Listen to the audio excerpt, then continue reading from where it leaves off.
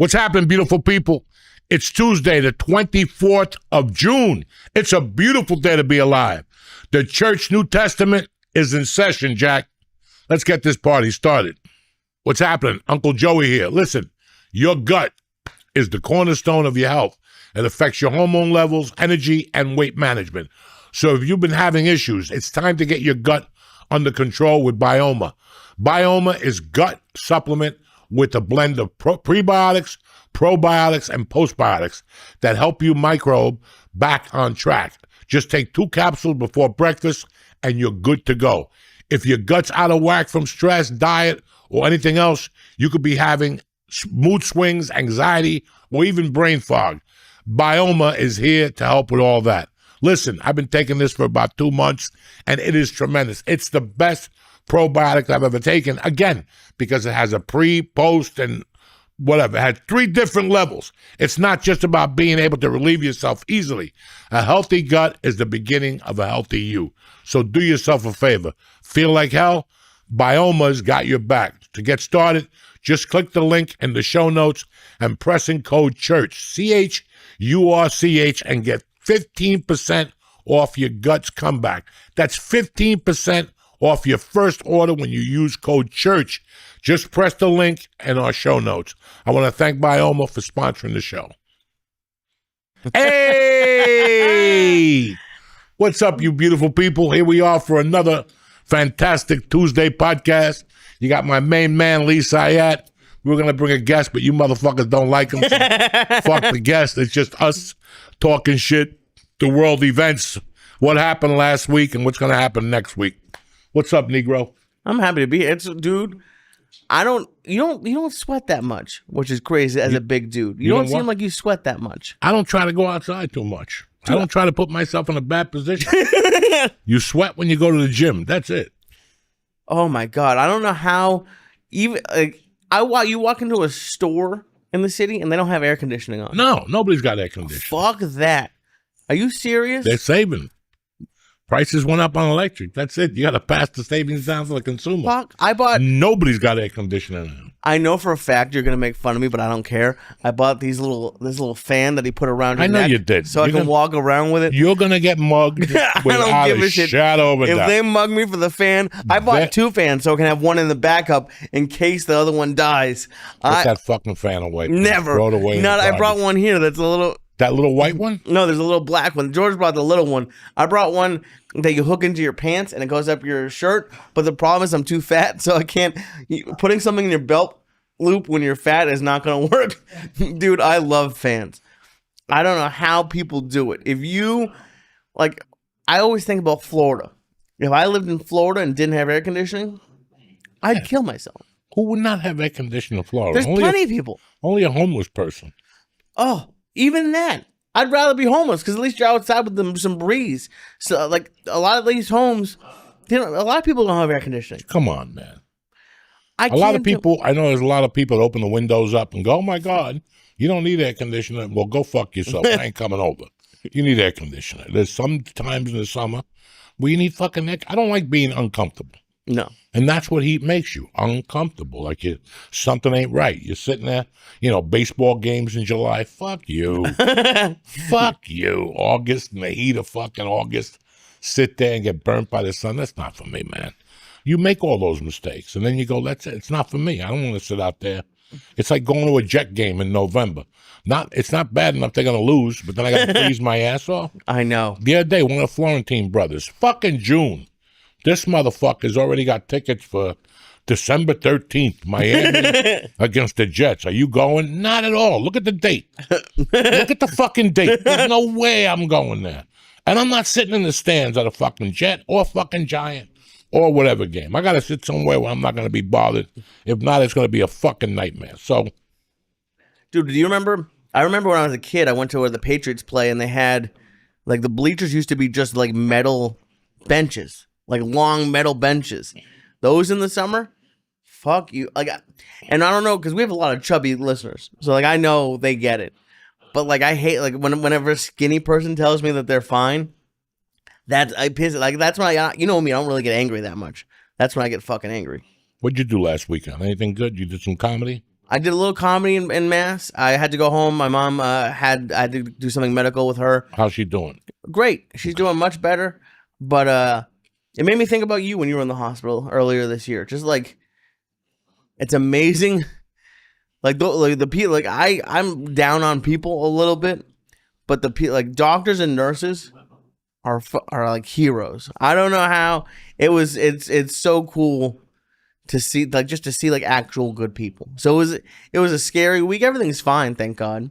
But it was just, you know, when people, you gotta go through tests, and she ended up having to spend the night. But it was a real good experience. You know, I was getting the set list ready, and I was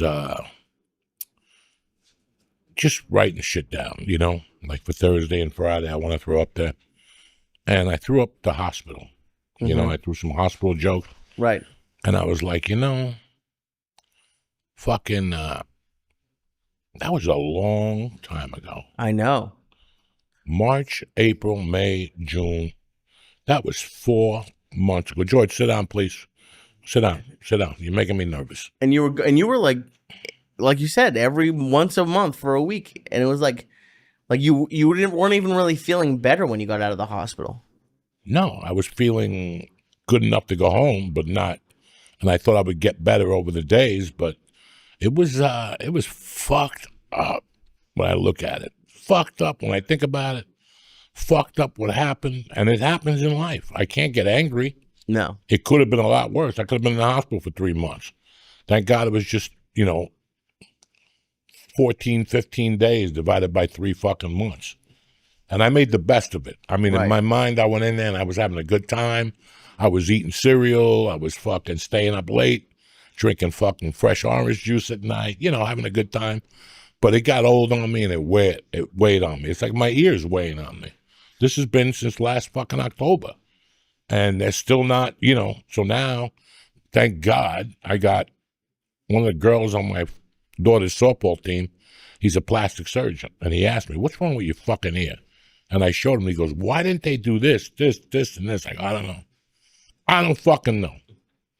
You know, and he's like, all right, come in to see me next week. I'm going to do all this shit. And then I want you to, he goes, I'm going to be working at the hospital. And I want you to come into the emergency room.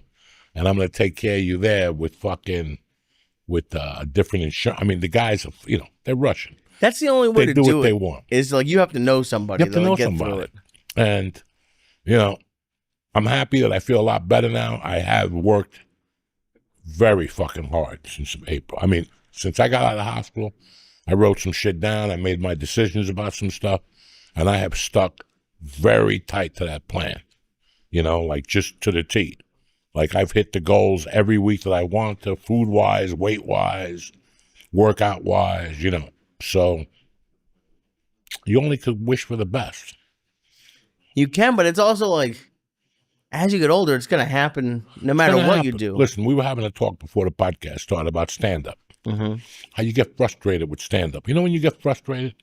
When you pop your head up, like what comes out on February 3rd? What's that animal that comes out? And the groundhog, yeah. The groundhog. The only time you get depressed in comedy is when you pop your head up to look around. Okay. Think about that. When your head is under that, when you're barreling through a tunnel, you're not depressed because you're working. You're making the best of it, okay? You put your head down. When you have a situation in your life, whether it's stand-up, health, whatever, you put your head down and go, this is what needs to be done, you know? I can't stay up till 2 a.m. watching a movie I already watched 8 times. Right. That's what I do. That's all I do. I'll wait till 11, and then something's coming on at midnight. I'll go, oh, shit, midnight. So now I'll go upstairs, drink coffee, smoke 18 bong hits, and wait for midnight to come. Then I'm up till 2. Watching a movie I've seen 80 fucking times already. Right. And I stopped all that shit. Like George and I were talking this morning. I went to bed at 10 last night. I had like 8 missed calls last night from like 10:30 to 12:54. People calling me last night. And I'm like, wow. I went upstairs at 10 to fucking 10. And you actually go to sleep? Went to sleep. Grabbed the cat. Fuck, my wife even goes, where you going? I'm going up. If you want to come, you're more than welcome. If not, I'll see you in the morning. Because nobody has to get up this week. There's no 6:30 in the morning. There's shit. There's no camp. There's no school. So there ain't shit going on.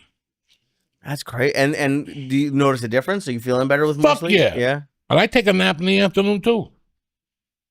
I work so hard in the morning that when I go home at 1:30, I fuck around, I take a shower, and by 3:30, I gotta go down. I gotta go down for a fucking hour, an hour and a half, sometimes 1:30, sometimes the other day I went to bed at 3:30, I got up at 6:15 at night. Really? Yeah. Wow. I'm jealous.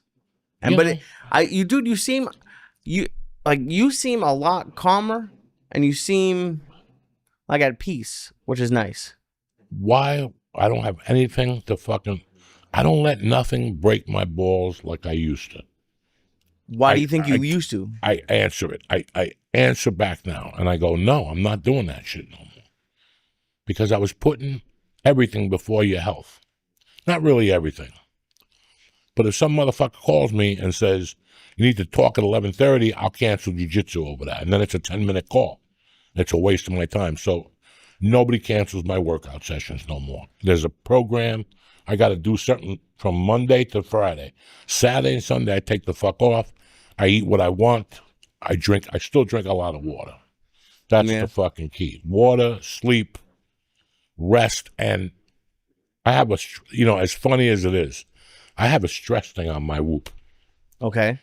And it tells you throughout the day when you have stress. Does it like alert you? Yeah. It has a high, medium, and low alert. And it's weird. When I feel something, I'll look and it's medium. Like today, I was alone. And my daughter goes, I want to go ride the bike. Listen, she could ride a great bike. I just don't like her riding about the neighborhood by herself. 2 weeks ago, she went to Starbucks on the fucking bike, which I wasn't mad at her. Because we all did the same stupid shit. But for some reason, when she tells me she's going to ride the bike, my levels go up right away. I worry, She's going to fall. She got shorts on. She's going to scrape her knee.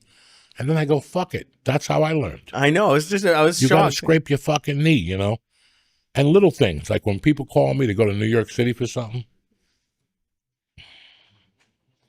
that puts my stress level high. Just the fact that they invite you? No, they'll just call and go, hey, you want to do a podcast? And I'm like, not really. But I tell them this will be like the 18th time. I go, no. But it's because why would I want to do a podcast right now? What is the sense of me doing a podcast? Right. I have no reason to do a fucking podcast. I come up, I'm happy that we get to do our podcast. We get to chit chat, eat some food, and we go home. That's it. I don't want to drive into the city and start doing 15 podcasts a week for no reason.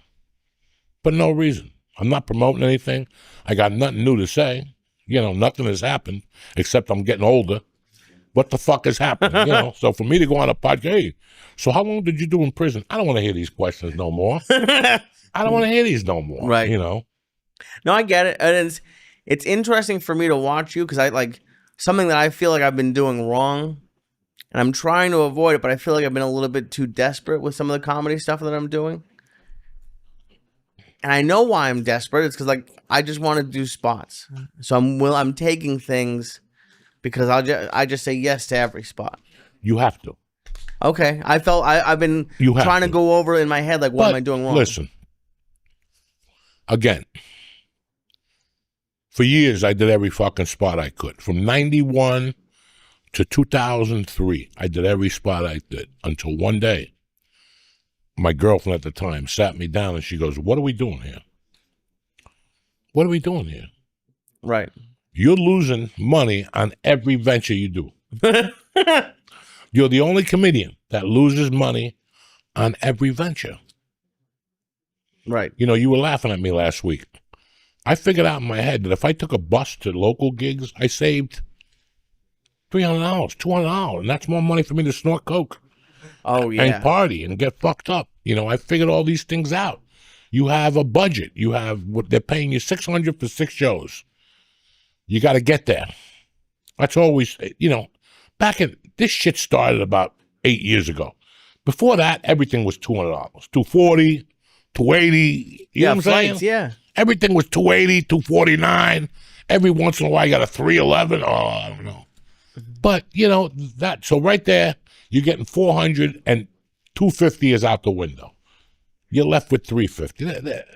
Unless you fucking eat sardines out of a can, with crackers and live in a corner, Right. with a heater or no heater or whatever the fuck you're going to do.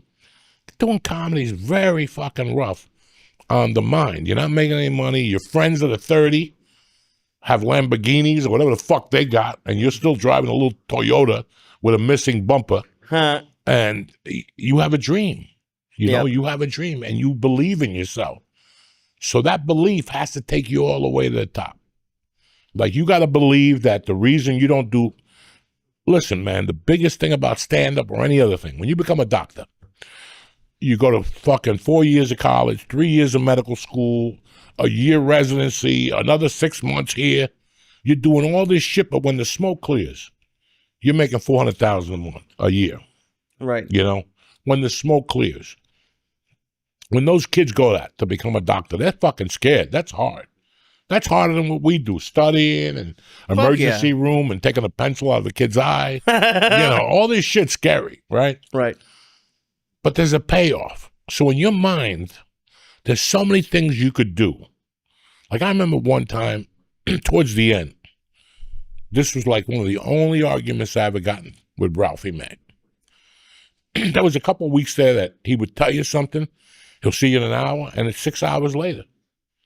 And one day I said something to him. I go, Ralphie, you got to knock it. And at that time, I had nothing going on compared to him. And I said, dog, when you tell me 1 o'clock, 1:30, that works. But this 5-hour late shit, that doesn't work. And I told him, I go, I got time. My time is valuable. And he goes, not as valuable as mine. I go, but if you're sitting on your fucking ass for 4 hours, then you got no time. Right. Your time is nothing. And, it was like a little argument. We made up, whatever. But he told me 2 weeks later, he goes, you were right. Time is important. So if you're wasting your fucking time and your sacrifice, that's why I said that to you a couple of weeks ago. I love you to death. You ain't got time to go to movies on a Saturday night. I don't give a fuck if it's Mission Impossible. And that's the big thing with your situation, the relationship. Now you're in a relationship. And now you got to give her some and give yourself some. And maintain your fucking sanity. Because they're going to come at you every night. You're going to go out again? But there's a sporting event. I don't give a fuck. Because they don't understand that you don't give a fuck. Like, I did not give a fuck about what was on TV.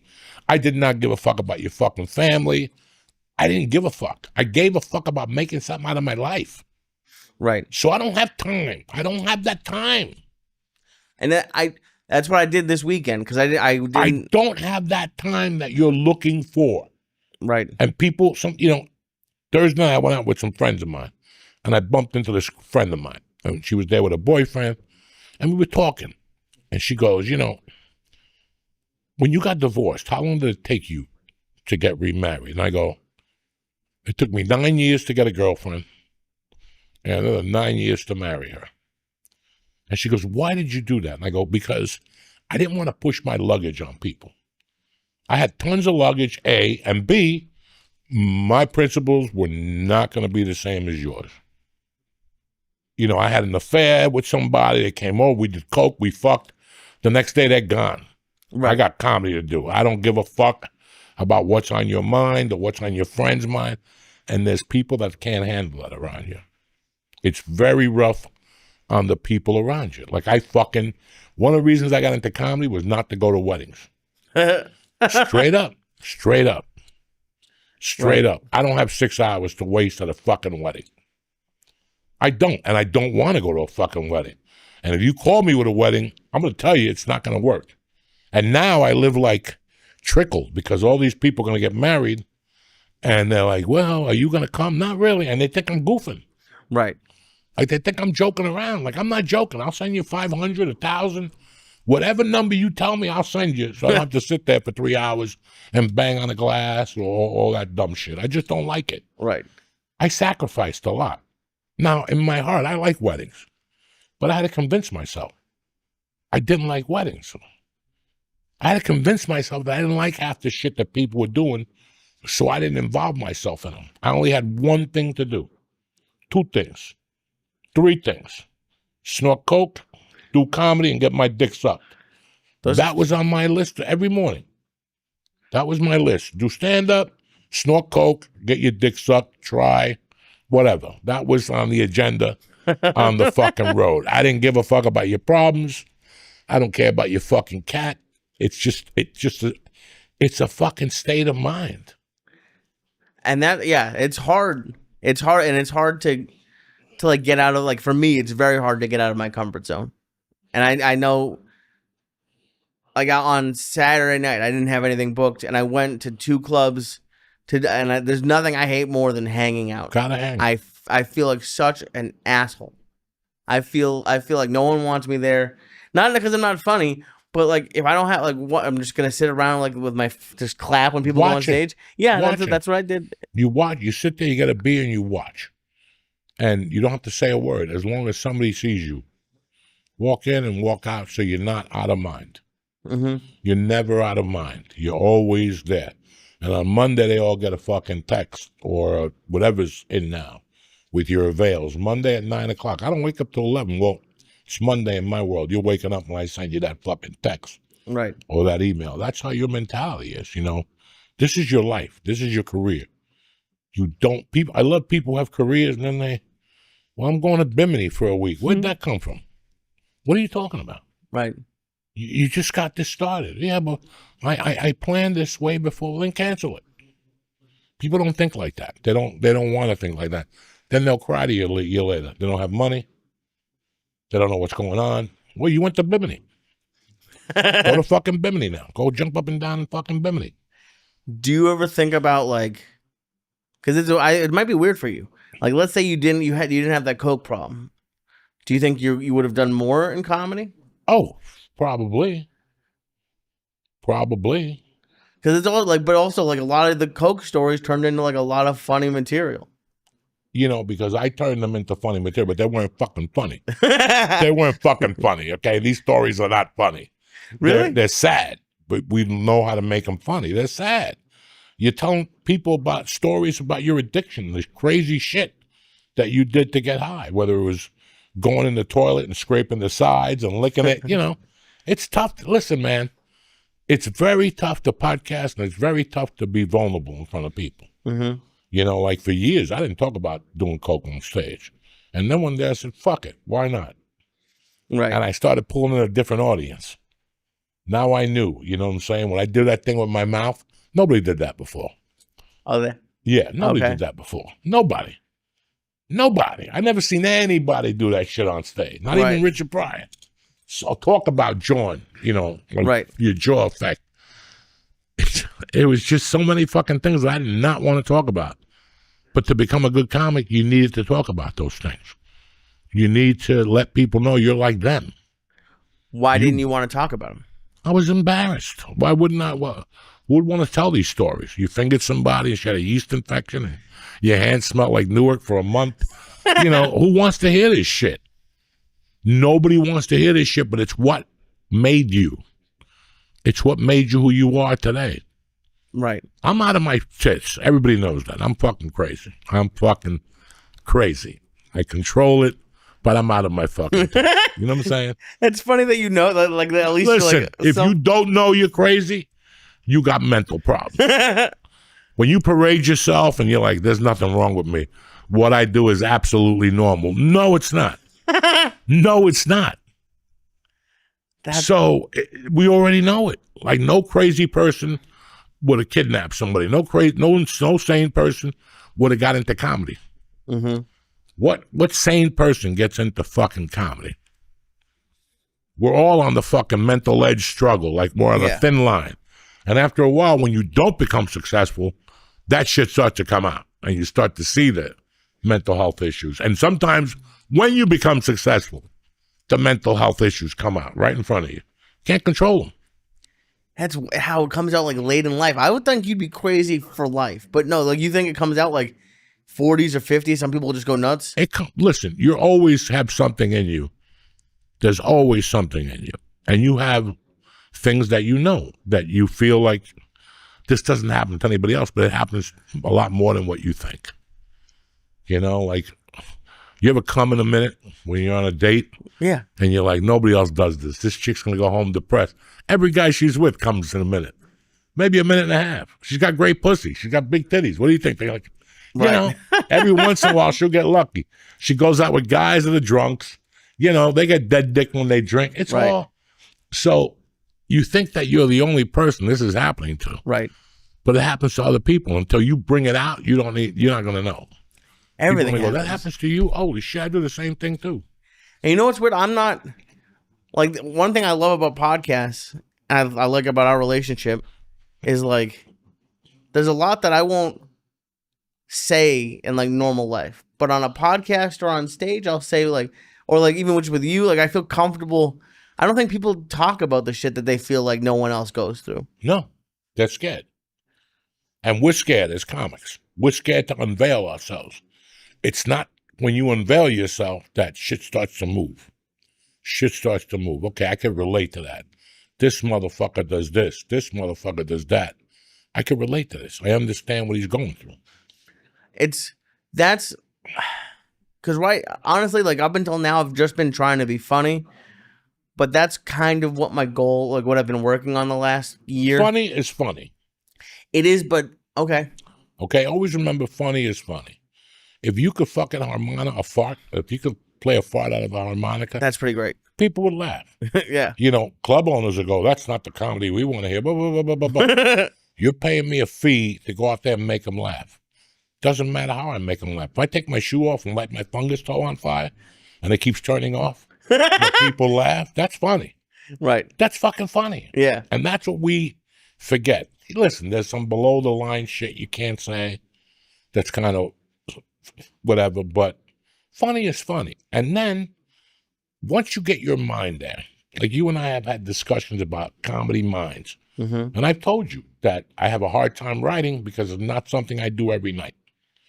When you get on stage every night for like 6 months, oh my God, your fucking engines are, you're burning through that fucking feather. You know Right. what I'm saying? You're burning through that feather. That chicken's out of blood because you're always queuing and turning and, you know. But when you're not, it's very rough. I figured out how to write at home. It's not funny, but it's just stories. Right. I mean, there's nothing funny about what's going on to translate it to the audience. There is. There's a lot of shit that's going on that's funny. But we live in such a pussy fucking society today I know. that you can't bend to any of them. I don't give a fuck.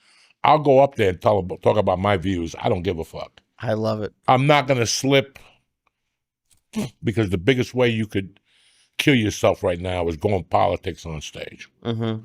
That's the biggest way because it's 50-50 across the fucking room. And it gets worse, and every day it gets better or worse. They're either against them, they're with them, he did this, he did that, you know. Michael Corleone did this, Michael Corleone did that. But the fun thing with like the way you do like any sort of like political jokes, because I don't even know, but like I don't even know what you believe about what you're saying. A lot of the things that you like, I love when you call me about like something that went on in the news and you say some wild shit. Wild I'm just shit. dying. Wild shit. I don't think like I never even really thought about it, but now that I'm thinking, I don't think like it's an actual like political belief that you have. You're just a comic. You're like, what's the funniest thing I could say here? You know, it's you just look at shit for what it is sometimes. Like I don't even look at it. I don't know. I don't want to even get into it right now. I don't it's blame hysterical. Where you get your comedy from, like, listen, comedy, a definition is my world against the regular world, all right? And that's comedy. And there's a lot of news, but there's shit that I see on the news that I just want to die of laughter.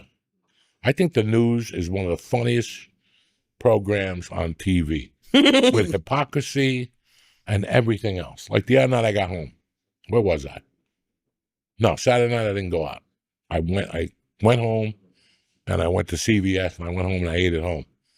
And all night I talked to George and all night it was, you know, it was the bombing, you know. He had just bombed them. Right. And it was hysterical because I put CNN on and they were kind of weird. And then I put Fox on, 26, right? See, it's like 25 and 26 on my cable box. And they were just saying, Donald J. Trump. I hate when they call him Donald. It sounds like such a fucking faggy name. Just call him Trump. Just call him Trump. When they say Donald J. Trump did history tonight. I mean, they were all on there just sucking the Trump dick, and I was laughing my ass off because there's people that are burning right now. You know, like half the other side was furious that he dropped those bombs, and they didn't really comprehend. Like, it doesn't matter who you bomb anymore. Right. Doesn't fucking matter. Whether you bomb babies, whether you bomb fucking old ladies. He bombed the fucking nuclear facility plant, wherever they make nukes. Right. Okay? And people are still, like, he didn't have the right to do that. So you're living in a world that nobody's going to be happy with what you do. That, and I love on both sides. Like, the people watching Fox, a lot of them were like saluting. They were pumped. Oh, you know. And then you got the people hating the Jews, you know. Oh, yeah. And it's so fucking crazy. You know, it's so funny that Jews are going to start I'm giving you some inside info here. Are you allowed to say this? Yeah. In a couple of weeks, maybe a couple of months after this dies down, a bunch of people are going to start getting sniped and killed. One by one. One of them is going to be Roger Waters from Pink Floyd. Israel's going to start taking people out individually, one at a shot. They're just going to start taking people out. They've had it. Netanyahu's had it. And, you know, I mean, the world, whatever. I don't want to talk about this because right away people say, oh, you're Jew lovers, you're Jew haters. I'm just telling you what I see. Right.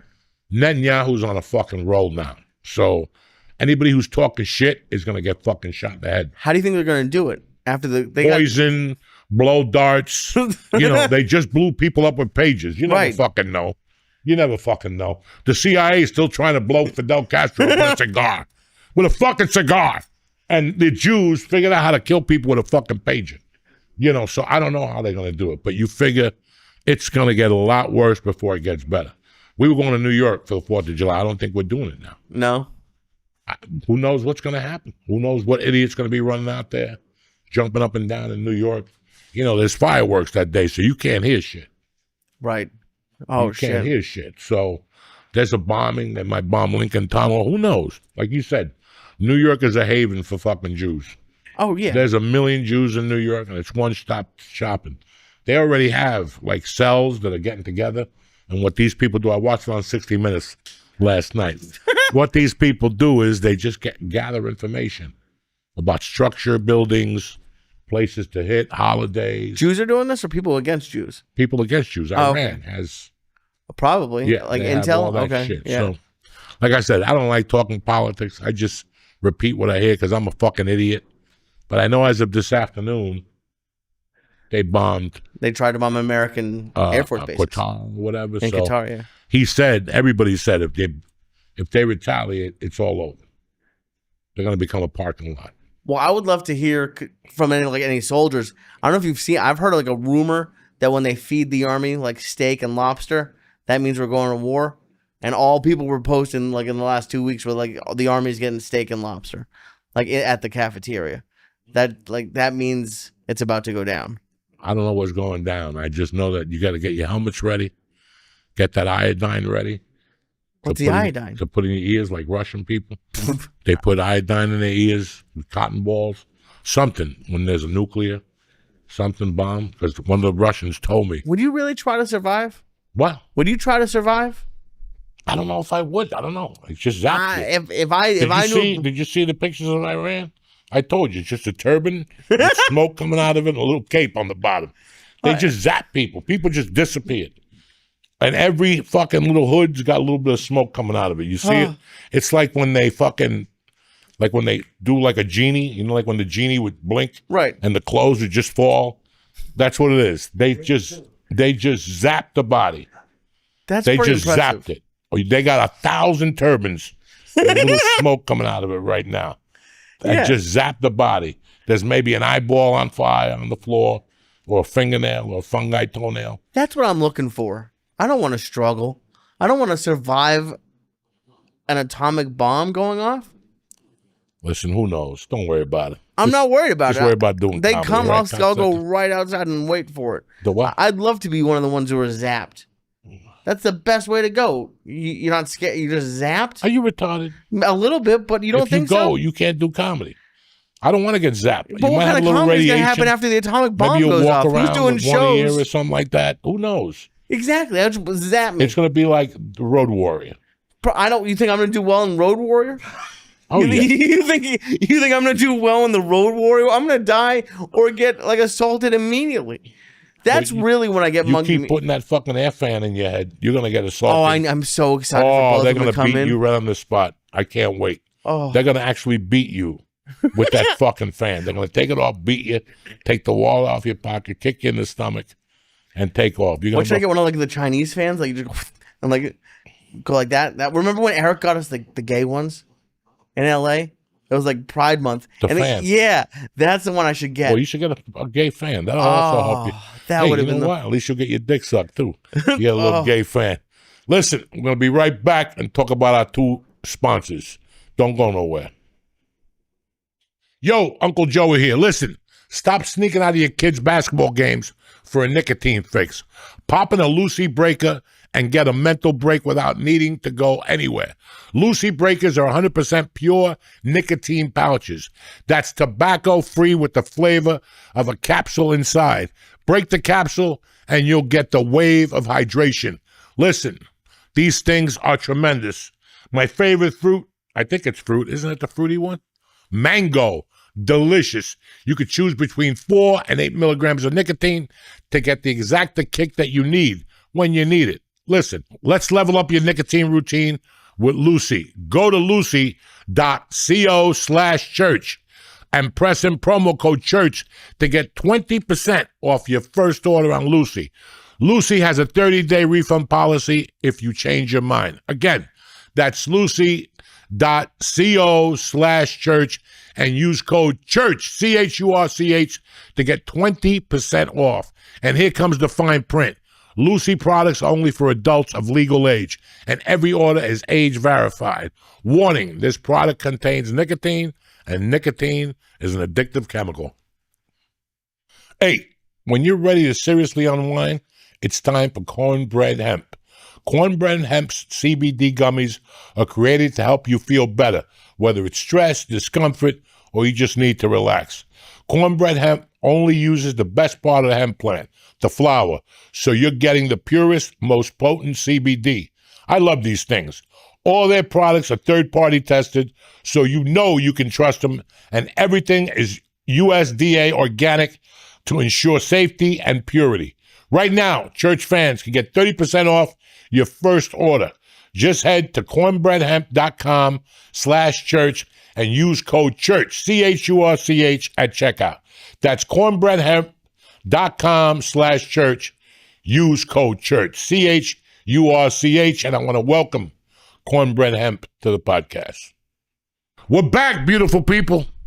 Lee, did you watch the fucking NBA Finals last night? I didn't watch. I heard about it, but I didn't watch it. No. NBA was on fire last week. You know, Indiana was a great team. I bet them to win the series. I lost. It was just $25 to win 100 and a quarter, 150. I really liked him, but the way that kid went down last night was fucking sad. I heard he blew his Achilles or something. Yeah, and I was just telling my wife, I didn't know it was his Achilles.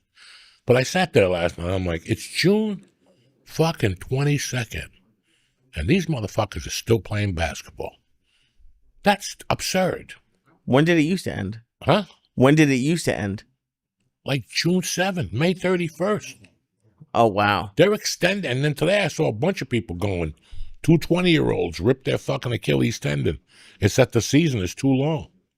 And I believe that. Fucking October till June. All right, the other team stopped in fucking May. But 2 months of fucking playoffs, man, that's a lot. And then, you know, it's just a long fucking season. I read a book once that George gave me, the one about The Punch by Rudy Tomjanovich when Kermit Washington punched him. And it was really weird. After that, after that punch, the NBA stopped doing certain things. Like there was no back-to-back road games. Like if you're on the road, you could only play one game a night, like every other night, you know, because they felt that the players were getting burnt out. They did a lot of reform.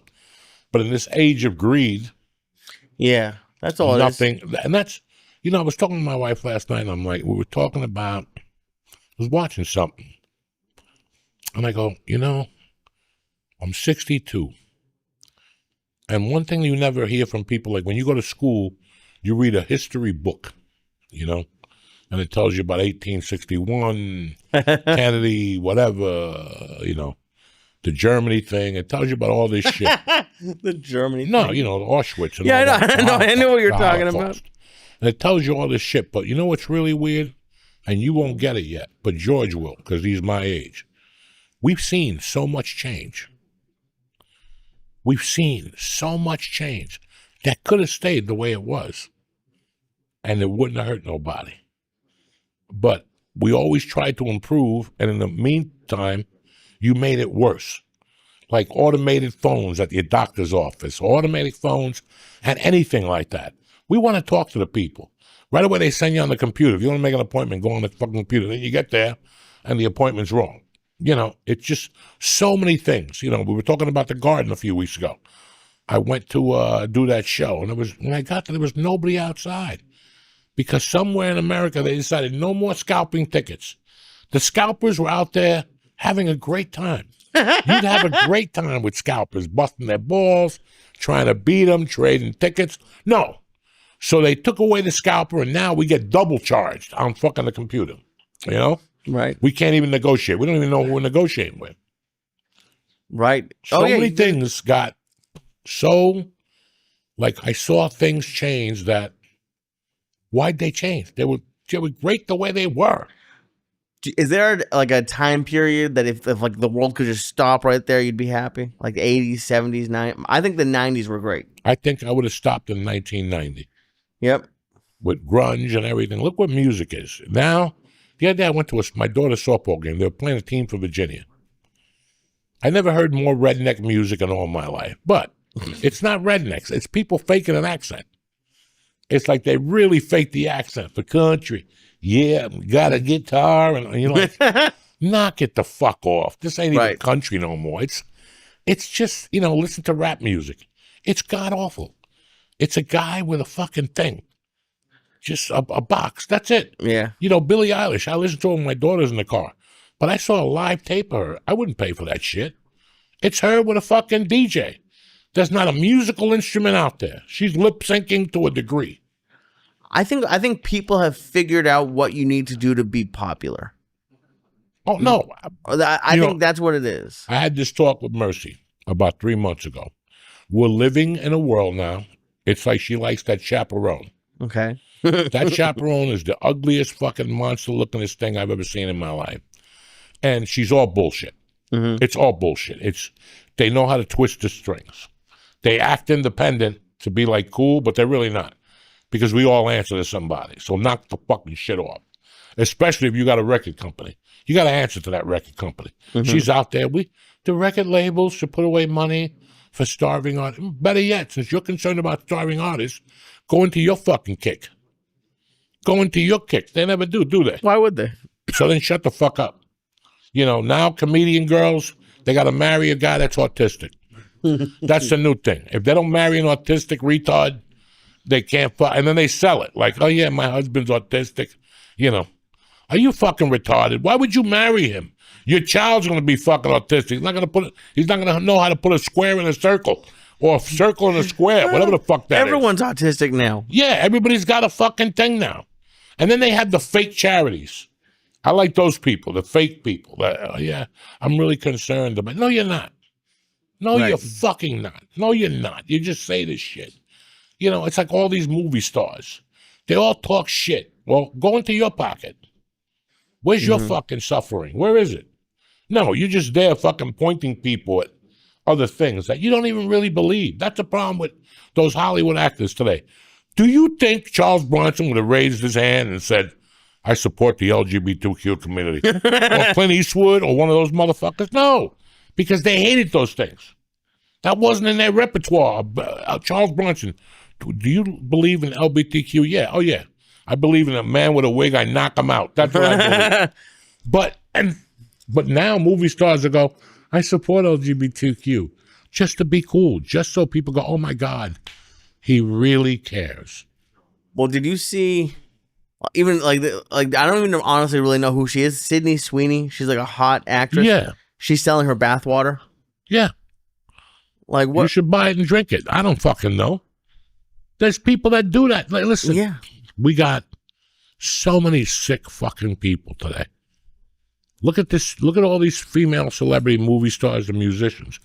They all got a fucking stalker.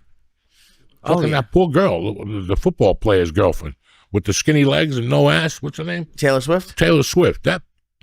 She had a fucking guy that was moving into a house or some shit. You know, all these fucking broads. You know, what part in your mind lets you think that they're talking to you? Oh, for like the stars, the stalkers? They're just insane. They're insane. There was a comedian at the store that had a stalker. She couldn't put on the lineup that she was going to the store. They had to put a name. I would go to the store and go, who the fuck is this broad? And then it was somebody else. And I go, oh, okay. Yeah. They got stalkers. What part in your mind do you think that person's going to fall in love with you by you showing up at their house with fucking chocolates or candy? They're rich. If they want chocolate, they'll go buy it themselves. They don't need you to buy fucking chocolate. And then there's people now like scamming you. Like there's this one I keep seeing stories of, like this older lady. Someone took Matt Rife's picture and has been like texting her, being like, hey, I'm Matt Rife. I need some money. We'll get married. Come to my show. And this like 60-something-year-old lady believed it and like gave him money. Well, some lady just gave somebody Brad Pitt. Remember Brad Pitt called her up and borrowed money from her? She gave $800,000 and got divorced. Her husband fucking dumped her. Yeah. What makes you fucking think Brad Pitt is going to call you for a fucking envelope? Listen, there's some scams out there now that if you get caught, you should just get put in jail. You should just get caught. So if you get scammed? Yeah, you got to go to jail. You cannot be this stupid. I don't want you in society. You're going to spread your stupidity to people by fucking, guys, the biggest thing I want for my daughter is not to be a sucker. Yeah. And that's why I talk to her about chaperone, and whenever fake people come on TV, I'll show her. I'll point them and go, look at this guy. This Pablo fucking dude. This dude from Last of Us. Oh, yeah? That was like great him? He was great on Narcos. Then he became a half a fag. He put glasses on. Once they put the glasses on, you lost him. Once they put the intelligent glasses, like I read a book at night, you lost him. You hate glasses. I don't hate glasses for people who need glasses.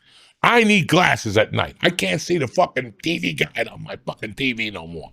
I need glasses, and I won't fucking put them on because it's such a stigma in my fucking, like I started putting on sunglasses. Okay. Again, they're $2 sunglasses. Got them from the weed store. I'm not going to pay $800 for a Ray-Ban. Look at me with a Ray-Ban. Then you lose those fucking things. Like I know. So you buy $2 glasses and you put them on. But I'm not going to go to the store and buy, look at me, intelligent glasses to put them on at night to look like fucking Dr. Doolittle. That's never going to fucking happen in my world. I'd love to hear. Tom Segura, all those motherfuckers with their glasses. Once you put glasses on, you lose yourself. You lost who you were. You just wanted to go for the intelligent look, like I need them. No, you don't need them. There's 1,000 pair of glasses you could get. You ever see a Japanese guy with stupid fucking glasses on? No, they wear the coolest motherfucking Yakuzas, thin shades and shit. But you got to be fucking Johnny. What they do is they get the weirdest looking glasses to put it on so they stand up. Right. Like, God forbid, there's the one guy that's got like the colored ones, the big frames, like the bag that he is. That's just. So how, what would your sentence be? Like, if you saw someone wearing those glasses, how long do they have to go to the stupid jail for? Depends what they wear them for.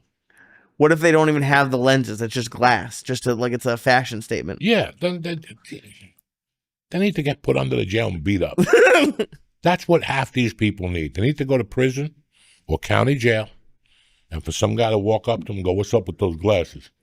And for them just to get smacked, and the glasses fall off, and the one lens breaks, and you're holding on to your eye. You'll never put those glasses on again. No. Because finally somebody but in L.A., you put those glasses on, and people are like, oh, we love your glasses. Oh, yeah. I got them on sale. No, you didn't. You paid $800 for them, you fucking sucker. I love when they have, you can tell they have 40 pairs, they match the glasses with the shoes, with the shirt. That's my favorite. I think I broke it. Man, I'm happy Trump's in office because I know if we had a weak president and that was a country, it would take me a week to get through these fucking assholes. It would take me a week to get through all these assholes we got walking around. Between the tattooed, bald-headed guys, on steroids. I think they're fucking, to the faggies with the tight fucking pants, and to the other sets of faggies with the blue suits and the brown shoes, like brown and blue ever fucking matched before. There's just so many people that live for an identity. I Okay, took the bus. Everybody's dying for an identity. You could go anywhere now on a Friday and Saturday. What do they got at a restaurant? A board for you to take pictures. Oh yeah. For you to take, like you're at a VIP dance. So you could actually take them and like, look at me, we're on the walkway. What do they call that? The red carpet? The red carpet or whatever, the blue carpet or whatever the fuck, Everybody wants to be a celebrity. And it's fucking, because I'm a half a pseudo fucking felon celebrity and I fucking hate it. Oh, I yeah. fucking hate it. Dude, there's places in New York that are just open for you to go take selfies in. And you can pay it by the picture. It's in the Lower East Side. There's a couple places that if you walk by, I do mics and shows down there. It's just they have like little sets and props you can use, and it's like there's lines out the door. Because that's the new world. People want to take selfies in front of, God forbid, they can't take a selfie in front of the theater they just sold out. Right? On Sunday mornings, look at Instagram. Right. With the flashlights behind them. With the lights. We know. Right. We know already. Show me you saving a cat, giving it mouth to mouth on the street. I'll love you more. What do they say in sports? Act like you've been there before or something? Yeah. It's Lee, and yeah, it is social media. But I could put on so many skull caps and get so many tattoos on my neck and get black nail polish and smoke and do videos all day long. And people are buying the image. Oh, man, he looks cool. Yeah. Let's go see him. He's got a tattoo of a dragon on his neck. They don't even care about your material. No. So, yeah, social media, the image thing, people buy into image now. They don't buy into character. They don't look at that person and go, look at that person trying just a little bit too hard. I'm going to stay away from that motherfucker. There's something that's not right. He's trying just a little too hard. It's really... I have no clothes. Do you know that? What do you mean? I'm not ashamed to say that. I have no clothes. I have 3 pair of Levi blue jeans. I got a pair of black ones, and I got a pair of Levi Carpenter beige pants. Okay? I have an array of T-shirts. Some people give them to me. Some I buy. The sneakers I buy. I don't buy anything like to be cool. I don't blame jeans with a rip in the knee. I'm too old for that. You're just too fucking old for that. You just look like a fucking idiot. I just saw a video of Jay-Z. He's worth, what, $200 billion fucking dollars. Still has the fucking Timberland boots with the jeans with a hood on. Well, nobody's cold. You're in France. Everybody's out there with a T-shirt on. You got a black hood on. I mean, there's so many things that people get impressed by. And it's fucking pathetic. Who's the best basketball player on the team, George?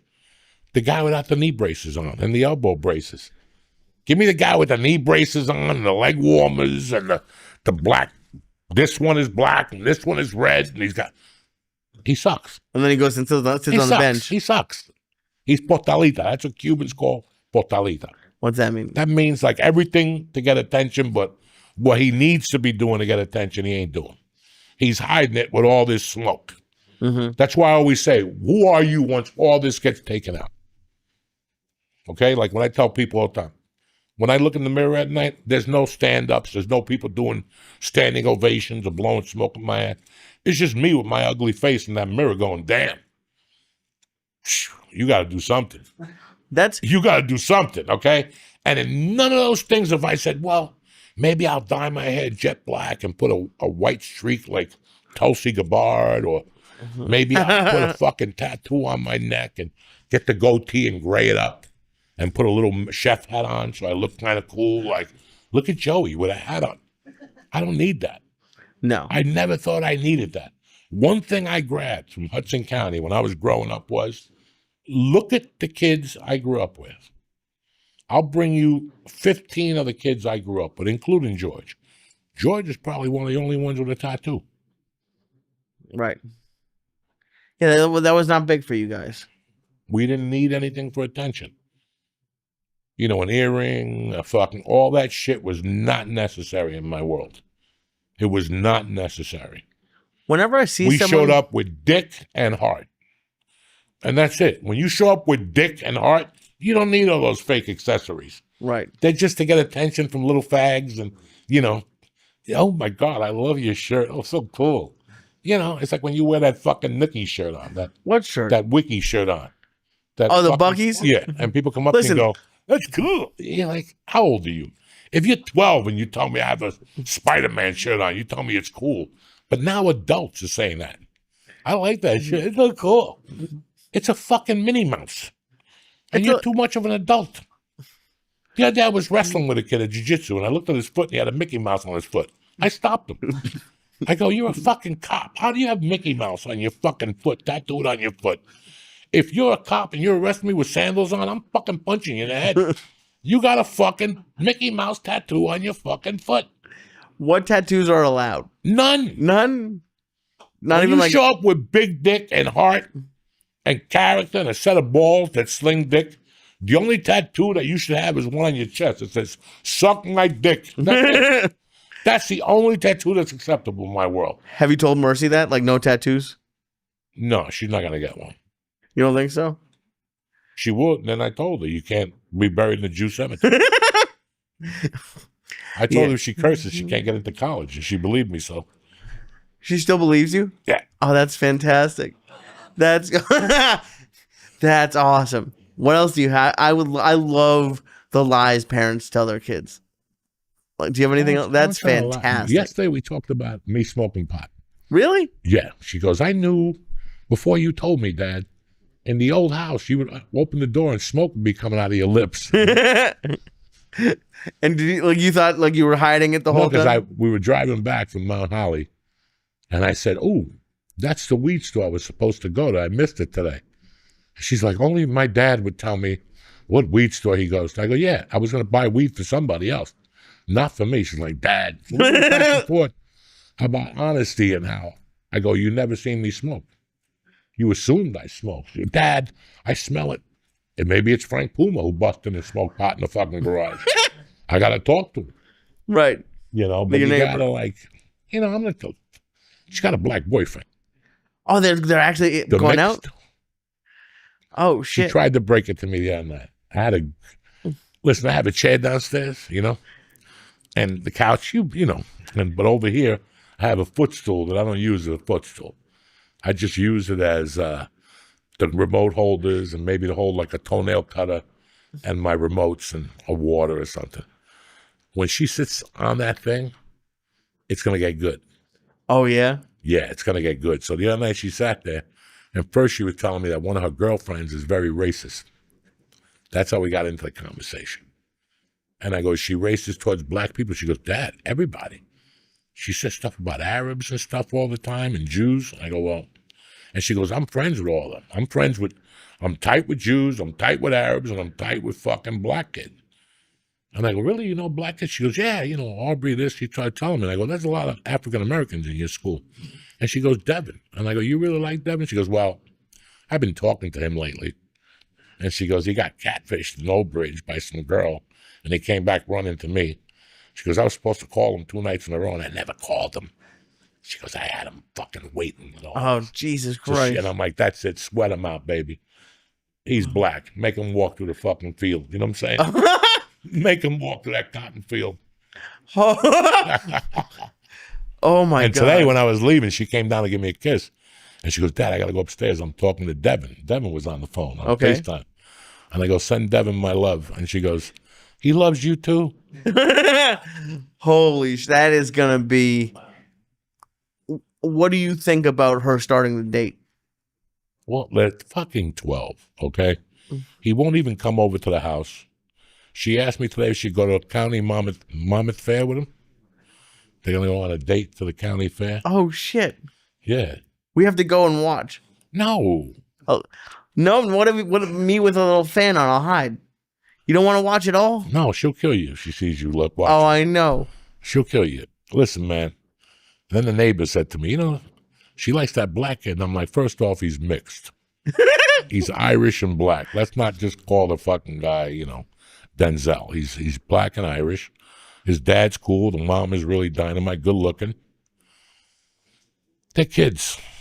And what do you want me to tell them? You can't date a black guy? What do you want me to tell her? She's 12. So you want me to let my asshole beliefs interfere with her beliefs? I can't do that either. And I didn't think you had anything issue with him being black, but just a dude dating your daughter. I know they're 12. They're not dating. They're talking on the phone. If they meet at the mall, my wife goes. Okay. Like last week, a bunch of little boys and little girls went, Friday, they went to Point Pleasant, to Jenkinson's. My wife went, and a bunch of moms. And his mom was there. Wow. They're fucking 12. You're so much calm. I'm nervous. I want to go spy on him. What do you want me to do? I don't know, scare the kid a little bit? No. Come see me again when she's 16. Okay. Okay? And then I'll tell you the other side of that. Okay. But for right now, I can't get in her way. She's just a young kid. And she's just getting to learn all this shit. And, it's interesting. Listen, this is the best thing I've ever done in my life. Being a dad? Yeah, I'm having the best time. Listen, you told me that I've lightened up a lot lately. Mm-hmm. It's 2 reasons. I'm enjoying my life for the first time in a long time, and I went back to jiu-jitsu. That always keeps my powder dry. As soon as I go back to jiu-jitsu, my whole demeanor changes. Because it's such a challenge for me that if I go 2 or 3 times in a week, I'm like, whew, thank God. Why? Because it's such a challenge. And especially at my age, especially getting into shape and all that. And I like it. I just like the guys there. I like talking to the people there. I talked to a lot of people from there. In fact, I went out to dinner with 2 guys from there last week, and I had a fucking great time. They've been inviting me to dinner for 2 fucking years. And I'm always like, nah. And that night I went out to see Mercy's school. Like they had like an end of the year little party for the parents. Fucking lemonade with no sugar in it and all that shit. We got out there about 8:30, and they kept calling me, and I said, I'm over here, but if I get a minute. And then when I left, it was Thursday night, it was raining. I was going to come up to North Bergen and do Pedro's show, but it was just coming down. I had to do that school thing, and then I went over to this restaurant, Mescal, in Old Bridge. Nice. It was fucking great to drink. I didn't drink alcohol. I just ate the shrimp cocktail and the Angry Lobster, like an appetizer. It wasn't. But like how is that different than like other nights that you've gone out? Like what was it about it that like you liked so much? Was it just the people? I just got out. Sometimes it's great. Listen, man, let's get something straight. I was involved with comedy for 29 fucking years. I don't have to tell you that comedy dominates 80% of my conversation. Right. When I was doing coke, it was 70%. Once I stopped doing coke, it was 80% of the conversation. Now it's like 40%. Wow. And I have things that I have needs now that regular people have. That now I'm not doing comedy. I have regular needs now.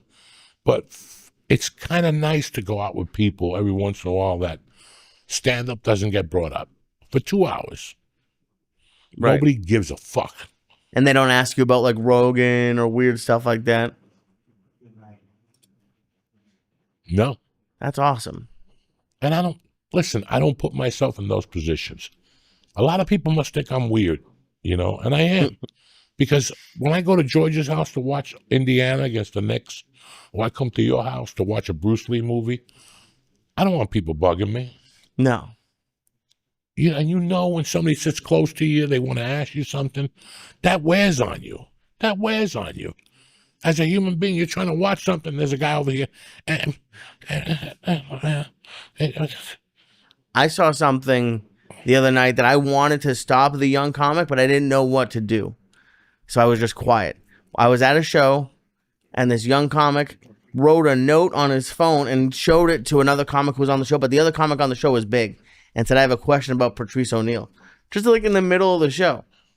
And the older comic was super nice. I was like, do you want to go over here and ask and like talk? And he was nice about it.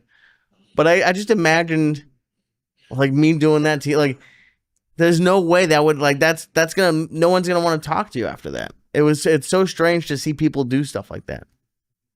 People do the weirdest things now, and you don't know where they're coming from. You just don't.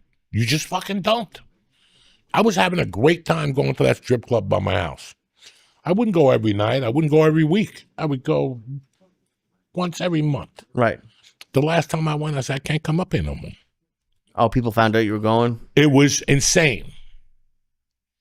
And I'm looking at these guys going, guys, there's pussy right there. They would come up to me like, so do you go to Texas a lot to see Joe? And I'm like, guys, not tonight.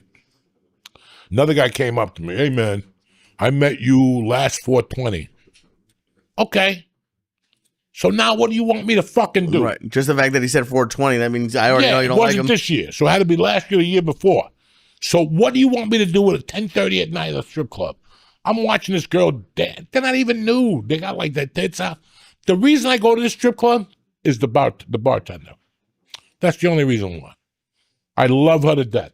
I know her boyfriend. I love her to death. So when I go there, since I know her boyfriend, she talks to me. Right. Because she knows that. So I have a great time with her. Once it starts getting, I just leave. Sometimes I got a lap dance. Most of the times I don't. You're just there to have like I'm just fun. there to get the fuck out of the house and to kill some fucking time. But I went there the first 2 times and nobody said nothing to you. Even the black guy next to me, we were talking at the end of the night. He goes, I know who you are. Okay. And that was great because he didn't bring it up the whole night. But when you're in one of those places, guys, say hello from a distance. Don't even come over. I'm looking at pussy. I'm talking to this fucking girl. And this is, nothing burns me up more than rule number 1. What's that? If you see a man talking to a woman, I don't know what's going on. So I'm not going to go over there and say shit. That's an important rule. I don't say shit. I don't care if I grew up with you. If I don't know who you're with, I'm not going to go up to you and say nothing. Nothing, because anything I say is going to be wrong. That's common fucking sense. You're with a woman. You're talking to a woman. Nothing I say could be more important to George. What if it's like, because I had someone do this one time in LA after one of your shows. I had some guy who liked the show come up to me, like, try to like hype me up to the girl I was talking, like, this guy's awesome. And it was like, it was weird. Like, even something positive is like kind of creepy. She said, shut the fuck up. This is my sister. Then they turned red and purple. Oh, I shouldn't have said. No, you shouldn't have said nothing. You shouldn't have said nothing. A wink is as good as a nod to a blind horse. Like this. That's it. You go like this or go like that with your glass. I get it. Right. But there's no reason for you to come over here. Go talk to the fucking girls. I'm a fat 62-year-old guy. There ain't nothing here for you. I'm not giving out hand jobs, nothing like that. Why are you talking to me? It is, I cannot comprehend half this shit no more. It's hard to comprehend. And you sit there and go, wow. Right. The other day I'm in a restaurant with my daughter and my wife eating, and some lady sat at the table. And she goes, I see you here a lot. I never want to bother you. Well, today's not the day. Yeah. Today's not the fucking day. Never. Can you call my friend? Not really. Not right now. You have to wait till I get out of here. And I'll eat one piece an hour until you leave. I'll tell you, yeah, on the way out, I'll take a picture of you. Not even in a million fucking years. I'll take one bite a minute. Put the fork down, look around, make a call till you're sweating me out. I'm not doing it. I'm not in the mood. No. And you would never do that to someone else. No. If I walked into a fucking bar or strip club anywhere and I saw you, George, Nick, any of my friends talking to a woman, if you look at me, I'll wink and keep walking. That's it. There's nothing to say. Now, let me ask you this. What if Eric was talking to a dude? Does that same thing? I wouldn't go over to him either. I don't know the dude or how he's going to fuck him. I don't want to go up to Eric. I'm 62. The guy's going to go, why are you talking to an old man for? Right. You fuck old man? I don't need that shit. Right. I'm the same way about everybody. You talking to a woman, there's nothing for me like that. If you want to come over, that's your prerogative. Right. But I'm never going to go over to you and interrupt you. Hi, I just want to say hi. Don't say anything. Right. What, do you think my life's going to change because you say fucking hi? I don't give a fuck. It's like if I knock on your door and go, hi, I came over to say hi. Who cares? So go fucking milk a cow somewhere, you fuck. And are there any exceptions? Like, what if you walked in and you saw me, like even if it was me or like if I saw you, If I saw you talking to your girlfriend, right? absolutely I'd come over and give you a kiss. Got it. Okay. But a foreign woman that you're talking to at a bar, I'm assuming you're telling her your life story. Right. If not, I'm wrong. If you come over later and go, why didn't you come over? Because you were talking to a woman. She's my attorney. Okay, my bad. Right. But at least I didn't come over. Hey, what's going on here? You know, the people that come up to you, hey, George, you want to do a line of coke? Are you fucking retarded? Right here in front of everybody. And you get those people. You're going to get those that had no couth, that nobody raised them, their mother didn't talk to them. It's like they lived down the barn and they came in for breakfast and showers or something like that. And it's not your fault to fucking, I'm not doing it. No. I'm not doing it. And that seems like something I'm obsessed with your social jail that you want to put people in. 'Cause like I want to come up with like a list of things that would send people to jail. Like what about, because I was on the Greyhound, we were talking about earlier, I was on the Greyhound and like people tried to like sit next to me and talk, and I pulled your trick. I look real fat and I put my stuff on the seat next to me. Because like, I didn't want anyone. Oh, you paid for 2 seats, you said. On the first one. On the way back, I didn't. On the way back, it was expensive. But like, people, like, they want to chat. I don't want to talk to anybody. That's why you put earphones on. But even then. Immediately, you don't know nothing. I don't know nothing. I'm talking on the phone to Europe. Meanwhile, you listen to the cars, you know. Right. Europe. I go to a gym. There's 2 retards there. And they torture you. Me and Jimmy had to stop going to the gym when they're there. Monday, Wednesdays, and Fridays. They're nice people, but it doesn't end, guys. Right. It's retard talk for an hour. I went to see the movies this week. They're 30 years old. The kids got white hair. And they go to the movies every week. And we go see Tilo and Tylo. What they go see this week? Lilo and Stitch. Lilo and Stitch. It was great. Oh, my God. She had a good time. You know, I can't. So when I go there now, I put the earphones on. I don't know nothing. That's it. That's the retarded couple that the lady was sitting next to me on the bike one day. And there was another retard, not her husband, but there was another guy that's half retarded on the treadmill. He puts a treadmill like the 14, he runs on it, and he listens to music and he sings along. So one day he was running and he's like, and he like, miss you. You know, like he's singing, I've been what? Miss you. And every time he'd say that, she'd be on the bike looking around. And all of a sudden she'd go, Ma! And he would say, like, without even saying nothing, he would just go, yeah. And she would go, and they started a conversation for like 20 minutes. I watched it. And the guy didn't know. He had earphones on. Oh, she really He's singing, and she's going, making bird noises to him, like, beep, beep. And she goes, this is fun. And I go, you got to go, lady. You got to go. She's got the little hoof hand. It's the cutest thing in the world, him and her. So I just wear the earphones. I don't let them talk to me no more. I'm a Christian, but enough. Enough. There's one day, even Jesus said, fuck this. One day Jesus got out of the cave and he's like, you know what? I could stay here and keep doing this shit. They ain't going to change. These motherfuckers are never going to change. They're going to kill me again and again and again. And I got to go through this shit every week. Fuck it. I'm going up to heaven. And don't think I'm coming back. They've been waiting 8,000 years for Jesus to come back. Oh. He ain't coming. Why would he? Fuck, especially now with all these fucking gagooches running around. I love you, motherfuckers. This week we got Thursday, the dojo sold out. And Friday, tell them, Lee. NJ Pack, Newark, like a motherfucker. And you got a Saturday show. Saturday, I got 2 shows. One at the Stand at 6, 8 p.m., Fear City Comedy Club. There you go, motherfuckers. A full lineup.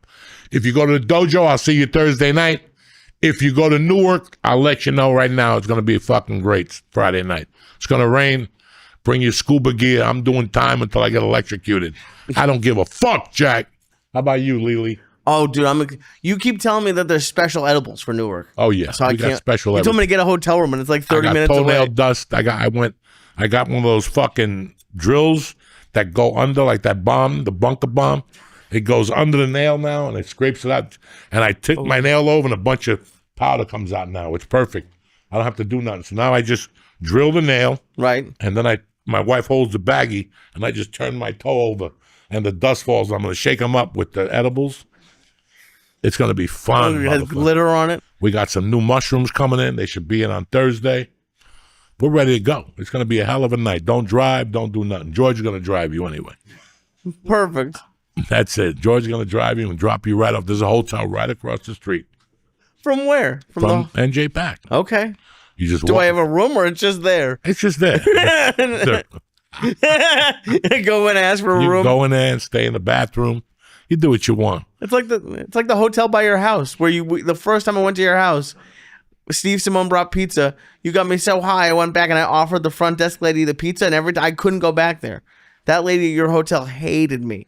So now I'm gonna go into this hotel in Newark, fucked up out of my head, room for Lee, and there's not gonna be any rooms. Who gives a fuck? It's all about a good time, cocksuckers. I love you. Have a great week, and we'll see you next Tuesday. Tip top motherfucking Magoo. Stay black. Tell him, Lee. Love you. What's happening? Uncle Joey here. Listen, your gut is the cornerstone of your health. It affects your hormone levels, energy, and weight management. So if you've been having issues, it's time to get your gut under control with Bioma. Bioma is gut supplement with a blend of prebiotics, probiotics, and postbiotics that help you microbe back on track. Just take 2 capsules before breakfast and you're good to go. If your gut's out of whack from stress, diet, or anything else, you could be having mood swings, anxiety, or even brain fog. Bioma is here to help with all that. Listen, I've been taking this for about 2 months, and it is tremendous. It's the best probiotic I've ever taken, again, because it has a pre, post, and whatever. It has 3 different levels. It's not just about being able to relieve yourself easily. A healthy gut is the beginning of a healthy you. So do yourself a favor. Feel like hell? Bioma's got your back. To get started, just click the link in the show notes and press in code CHURCH, CHURCH, and get 15% off your guts comeback. That's 15% off your first order when you use code CHURCH. Just press the link in our show notes. I want to thank Bioma for sponsoring the show. Kick this motherfucking Mule Lee.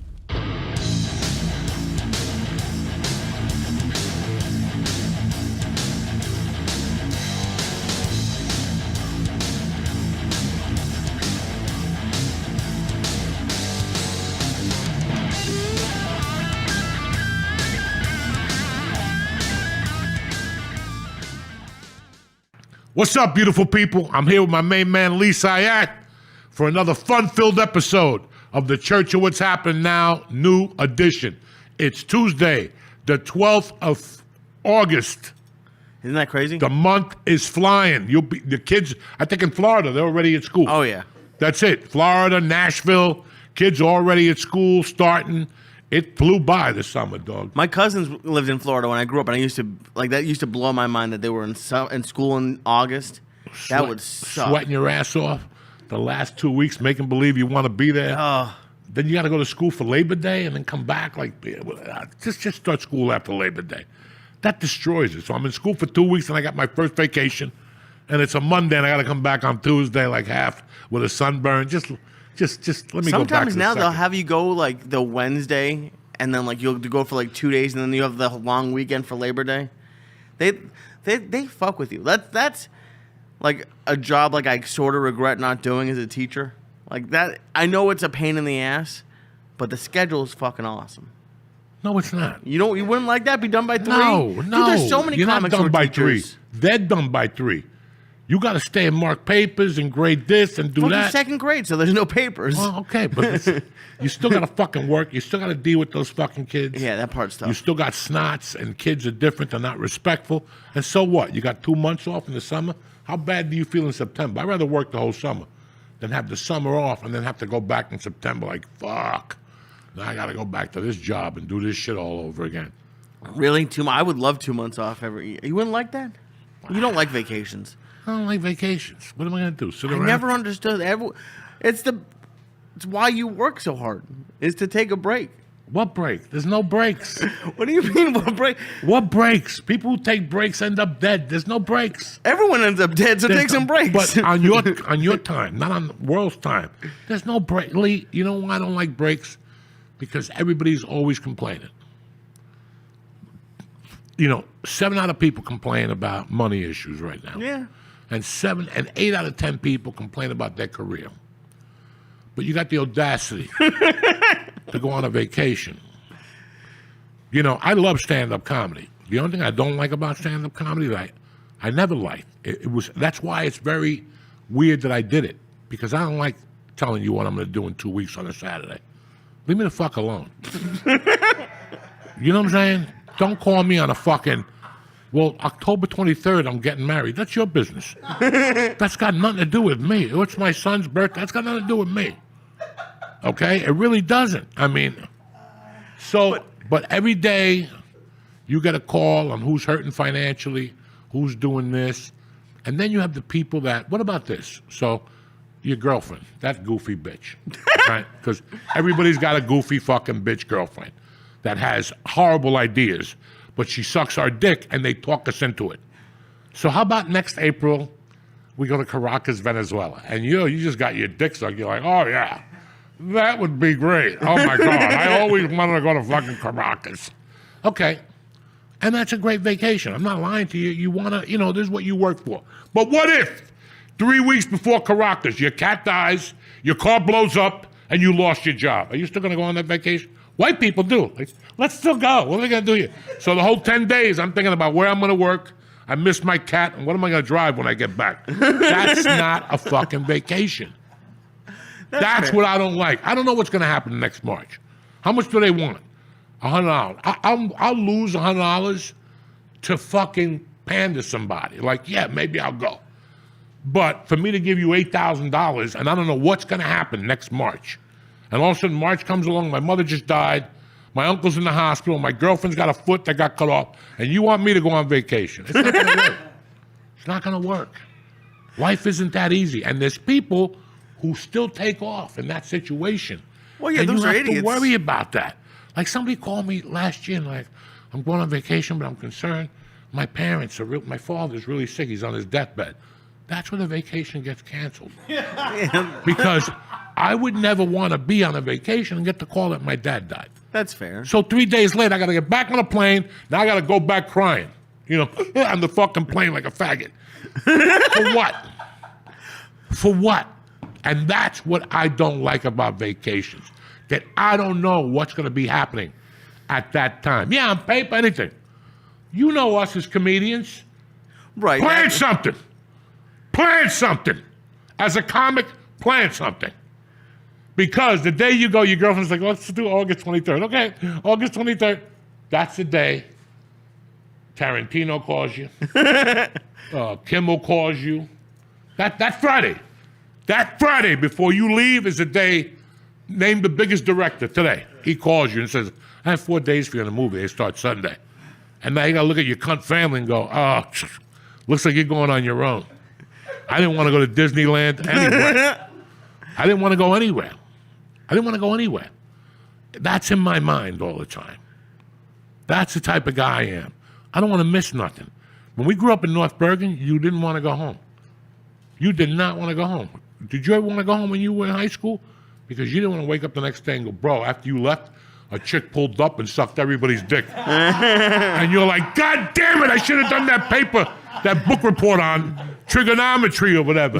So we were raised not to go home.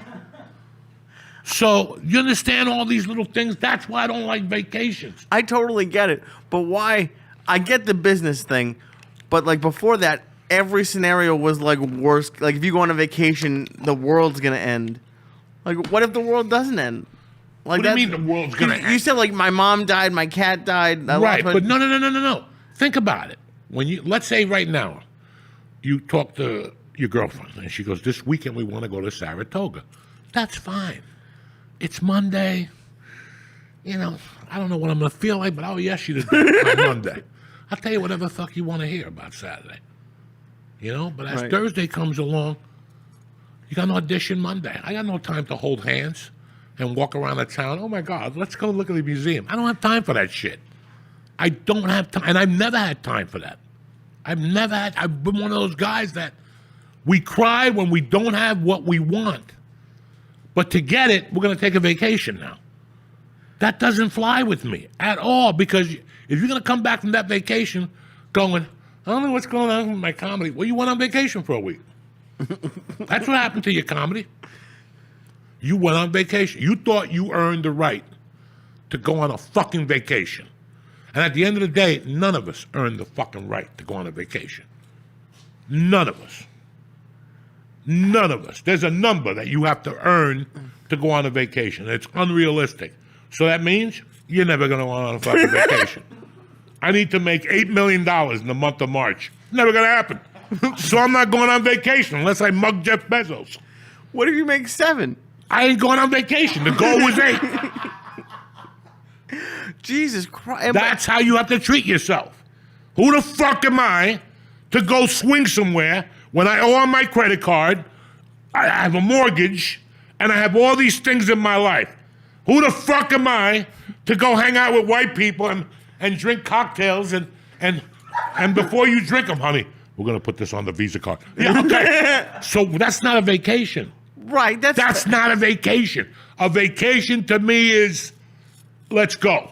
And we got 20 chicks coming from all over the world, and they all got to sign NDAs because they're dying anyway, right? We're killing them anyway on the boat, right? They're not making it back to tell an Epstein story or nothing. That's what people are going to learn from this Epstein list. No more stories. Once you finish with them, you kill them all. That's it. You want to come to an orgy? Just know prepared to die. Sign your will before you come in, because you ain't going home. That's it. I hope people learned all this shit from Puffy and Diddy and fucking Epstein and Island with Carlos Leder. What was that? Paradise Cove, where they were doing coke and doing abortions. Women were so coked up they were doing abortions fresh. Like they were just ripping the fucking baby out of your snatch with cocaine. What was the name of Pablo Escobar? Not Pablo.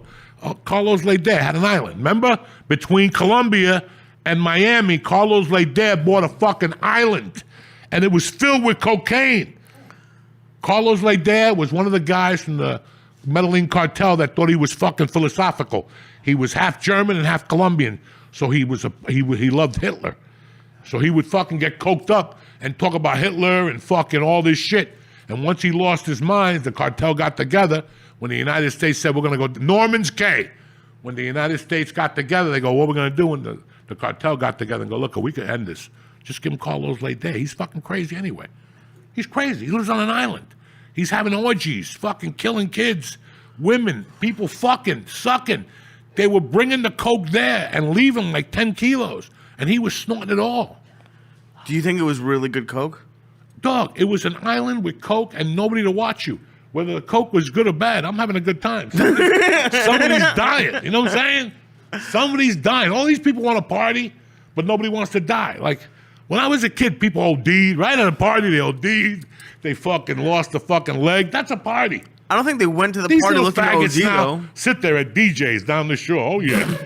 To some black rapper with an organ and a stick. Think, think, yeah, you looking good. Think. And what the fuck?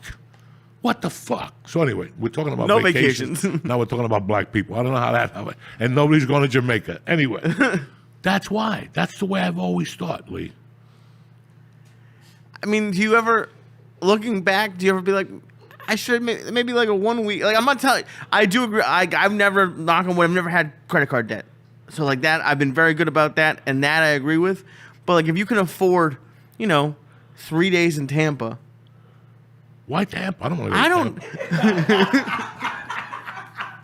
Because to you, every vacation was like to the south of France, and I'm going $100,000 in debt. I'm talking about like, let's go to the beach for 5 days, and I don't know, chill, go to Waffle House. I went down to that North Carolina, that fucking armpit. I forgot about that. You did go on vacation in the last couple of years. That sucked. That shit sucks for a guy like me. You know what I like? You know what a vacation is for me? Just going to a nice hotel. Yeah. Eating, going on the balcony, smoking dope, torturing somebody. torturing somebody, smoking pot outside and watching security scramble, and then leaving like a little joint in the ashtray, and then going to the front desk and going, "Do you smell marijuana?" I'm a Christian. I do not like the smell of marijuana in my hotel. That's fun. Yeah. So I see. That is fantastic. So you just want to go alone and torture people just in like new locations. You just want to torture I'm getting people. to an age that when I was younger, I liked torturing people. But I'm getting to an age since I have no friends. I don't talk to them. Like, I didn't talk to anybody all weekend. So I basically just tortured people. I took my daughter's softball whistle, that fucking whistle, the problems I caused with that whistle. I went to my buddy's restaurant, Eddie Bart. What was the name of Eddie Bart's restaurant? Out in the Little Ferry. Fucking great restaurant. I'm sitting there Hackensack. Doesn't matter, George. I don't even know the name of it. So I'm sitting there with Eddie Bart, and I'm blowing this whistle. Dee, dee. And every time I blow the whistle, he's a general manager. He's getting up and looking around. For 2 hours, they thought the fire alarm was going off. Oh, my And every time they would settle, I'd do another beep, beep. And they get up and they run the fucking restaurant. He didn't know until I did the podcast a week later, and he listened to it. And I talked about the whistle. So Saturday night, I went out with a couple to dinner, a young couple. I met her 5 years ago. She's the first person I met in Marlboro. And then she introduced me to her boyfriend. I'm tighter with the boyfriend now than I am with her because he has a health food store. So I see him a lot more. So they invited me out Saturday night. And at first I was like, I don't know. And I met him. I had the last 2 edibles. I had two 500 milligram edibles. And I had some Enigma mushrooms, and I ate half the bag, but I haven't been eating mushrooms, so they kind of give you that euphoric for about a half hour. So I was eating in this restaurant. I ordered the Italian fried rice. They got Italian fried rice. And I'm eating the fried rice, and I'm fucking tripping. I'm getting high on the edibles, and the guy gave me a steak knife by mistake. So I'm just sitting there every 5 minutes. I would just pick up the steak knife and go, ha! And I just... The people next to me were going crazy every time I said ha. And then I broke the whistle out by myself. And I just started doing the beep, beep. And everybody's looking around. I'm like, and I'm calling the waiter over going, what's that whistle? Let me find out what it is. He's running the restaurant. That's what I giggle upon. God. That's what I like doing. Dude, I forgot that Terry and Mercy were gone. You alone for a few days must be like... That must be the craziest thing that anyone's ever... Like, you just left to your own devices. How long did it take you to break the whistle out? How many days were you alone until you... Thursday night, I took the whistle out. And they left Thursday morning. Listen, hold on. Let's go to our break. Let's bring in our guest, and we'll continue this conversation. I want to talk to you a little bit about Lucy Gum, all right? We'll be right back. Hey, guys. Uncle Joey here. Listen, if your current nicotine pouches taste like something you find at the bottom of your grandfather's drawer, it's time for an upgrade. Lucy Breakers brings nicotine pouches to the next level, Jack, with a flavor capsule inside each of them that can break to release a wave of flavor with options like berry citrus, espresso, mango, apple cider. There's a flavor for every mood. Me, I'm a berry citrus type of guy. You can even get a subscription to ensure that you'll never run out of these Lucy little freezers there. Let's level up your nicotine routine with Lucy. Go to lucy.co/church, CHURCH, and use promo code CHURCH, CHURCH, to get 20% off your first order. 20%. Lucy even has a 30-day refund policy. So if you change your mind again, that's okay. Lucy.co/church and use code CHURCH to get 20% off. And here comes the fine print. Lucy products are only for adults of legal age. Every order is age verified. And this product contains nicotine. And if you didn't know it, nicotine is an addictive chemical. Yo, Uncle Joey here. You ever have a gut feeling something's going to happen? You know it's going to happen? Well, here's your chance to see if your gut is right. UFC 319 is blowing back to the Windy City for the first time in 6 years. Check out the fight card and get in on the action with DraftKings Sportsbook, the official sports betting partner of the UFC. If you're new to DraftKings, check this out. Ready? New customers, you bet $5. That's it.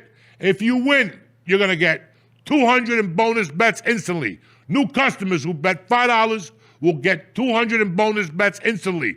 200, just like that, and football's right around the corner. It's an awesome way to get started. So finally, put your money where your mouth is. Turn that gut feeling into real cash, Jack. Don't miss out on UFC 319 action. Overs, unders, parlays, knockouts. Download the DraftKings Sportsbook app right now, tonight, or today, and press in code JOEY, Joey. That's code JOEY for new customers to get 200 in bonus bets instantly when you just bet $5. Only at DraftKings, where, the crown is yours, Jack. Good luck this Saturday. Gambling problem? Call 1-800-GAMBLER. In New York, call 877-8-HOPE-NY or text HOPE-NY at 467-369. In Connecticut, help is available for problem gambling. Call 888-789-7777 or visit ccpg.org. Please play responsibly on behalf of Boot Hill Casino and Resort in Kansas. 21 and over. Age and eligibility varies by jurisdiction. Void in Ontario. Bonus bets expire 7 days after issuance. For additional terms and responsible gaming resources, see dkng.co/audio. We're back. Don't forget, try Lucy Gum. Our guest today is a friend of mine, my longest comedy friend that's still doing comedy, Mr. Josh Wolf. What's happening, brother? What's up, dude? 30 fucking years, I know, man. We saw comedy go, change. People died. You know what, though? Like, people definitely died. Well, that lady up in Seattle that wouldn't book me. And then she said, your ex-manager. My old manager? The woman who, Laura, yeah, God rest her soul. Yeah, Laura. You talking about Laura? Yeah, Laura. I forgot her last name. She didn't have Ron's last name. No, she didn't. She Crocker. Laura Crocker. Yeah, she wouldn't book me, but I would call every Wednesday and go, hey, can I do a guest set at your club? And she would fucking cringe. I guess you can. And then the club would say, why don't you ever work here? I don't know. Laura don't like me. She did like a one-nighter or something in the... She had a bunch of one-nighters. Her? Yeah, but Pat Wilson loved you. Pat Wilson, yeah, until she found out I was getting paid and not showing to her gigs. She had that Friday at the Army base. I just stopped showing up. Dude, I just stopped. She's that like, Friday at the Army base was brutal. Horrible. I just stopped going down there. I don't want to get paid $25 to get put on a firing line. Dude, it's the only place. It's the only place somebody threw a bottle at me from the crowd. It was a firing line. They were going to shoot you for 25. Fucking crazy. I stopped going. I kept getting the checks. She's like, "Did you go? How was the show?" It was great. I never went. I didn't go for like 3 or 4 weeks. It was just $25 a week. Place was one of the roughest shows. The fact that they knew that they might throw bottles, and nobody ever interfered. Nah, not once. Then we had the comedy room with the parrot behind us. Dude, I've never seen... I was telling somebody this story the other day. I've never seen you angrier on stage than when that parrot started making noises. Oh, my God, because you're trying to... I have enough time telling jokes and remembering my jokes, and I got a parrot behind me going, Johnny, want a cracker? Yo, and this was... I'm assuming at this time, too, you always had coke in you. You were not a calm dude. No. And when that parrot started you were like, I'm going to kill this fucking parrot. You're like, how much? You don't have to pay me, and I'm going to kill this fucking parrot. Dude, listen to me. I was talking to you about this earlier, but we did comedy together when it was still just fun. Listen, comedy is very fun. I mean, the new generation, it's got to be a nightmare for them because they're coming up knowing that if you get enough views on YouTube, somebody will hire you. If you, light your dick on fire on Instagram and get 3 million people, 10% of that is 300,000, right? 3 million, 300,000, 30,000, something like that. It's still enough people to rock and roll with. And they're all confused. They don't know really where to go. And I tell Lee constantly, this is just about getting funny right now. This area, this year 1 to year 12, is basically you listening, ha, ha, ha. Yeah, oh, really? You got a Netflix special? How great of you. Listen, it's not anybody else's journey. It's your journey. I was watching that stupid movie the other day. Which one? And it made a lot of sense to me. Full Metal Jacket. Listen to what the Marines teach you. This is my rifle. There's many like it, but this one is mine. Okay, listen to those words. But this one is mine. This is your journey. Whether you're fucking a ballet, stand-up, jiu-jitsu, karate, whatever you're doing, it's your journey. Once you start comparing it to Lee's or Josh's or Nick, that's where your journey ends. And that's what I have to remove from the younger generation of comedy. That everybody's moving at a different pace right now. And dog, when I got to LA, the first 6 months, those were the most hurtful feelings of my life. How come? Because you were going to this place to see a guy that was on TV. I was raised in comedy that if you were on TV on a sitcom, you were not just funny on stage. You were a dangerous fucking man. Okay? I would go see all those guys that were on TV shows those days, and I would rip their hearts out the first 3 minutes. They couldn't even run with me. And that's what gave me confidence. I'm like, these guys aren't as funny as I fucking thought. And then there were guys that just picked up roles in movies that you were like, he's a lot better than me because he was in a movie. Then you went to see him, and you're like, this guy blows. This guy blows. This is terrible fucking comedy, you know? You don't have that. Like, you can't gauge yourself with that no more. Listen, I could be the best actor in the world, go into an audition now, and if I don't have 300,000 people on Instagram and a guy less than me has 10 million, he gets the role. But you know what else that we didn't have to deal with that they kind of do? Because there wasn't, especially when we first started, dude, there was no like carrot of, oh, if you do this, you could make a shit ton of money tomorrow. So we took a real slow drip approach to the learning because that's what it was. It was it was all about spots and only about spots because there was nothing else. Right now, it's not just spots. It's spot content, likes, all this other shit that we didn't have so to your focus focus on. is on being funny and writing. This is what I'm saying. That's it. This is Your what I'm saying. focus was Agreed. on being funny and writing. But our only goal, dude, was to be comedians. It wasn't to be internet famous. No, there it was was no just internet to fame. be. It was just to be comedians. There was none of that It was shit. different. It was different. But still, like I tell young comics all the time, listen, avoid. If I knew what I knew now, avoid social media for right now. Yeah. Avoid it. You're not doing nothing. If you're just going to put a reel of you doing stand-up, if you're going to put a piece of you in a comedy club behind you to show the audience, don't do it. Because everybody's doing it. Right now, you got to figure out something else if you're a comedian. Listen, tickets are not moving like they used to for a lot of people. And not just lower names, higher names. It's just not happening. They're looking at these $400 ticket prices and going, dog, what the fuck? So something's got to happen with comedy. And we all know what's going to happen with comedy pretty soon. There's just too many comedians. There's too many clubs. And there's not much going on. But you know what I think is missing, dude, from comedy? What I think is missing also is like there became like this is what comedy is. But if you go back to the lineups that Mitzi used to put on, there's no Heath Heiches now. Do you know what I mean? There's nobody. She celebrated every different type Genre, of right. and I think that is missing right now. It's not all the same comic, but it's all the same comedy. We don't have those dudes. Heath Heisch, dude, Where is Heath Heisch? I don't know, man. Heath was legitimately funny, and to be funny in 15 minutes with all of that stuff was very difficult. What was his name? Heath was a prop guy. Prop guy. But he had a prop, dog, that he played a preacher, a black preacher. Yeah, dude. And he had white women behind him. And he controlled them with fucking... Yeah. They were like eagle arms, and he controlled them and shit, and they would pop their head. Yeah. He did some crazy shit. First of all, I was watching George Carlin the other night.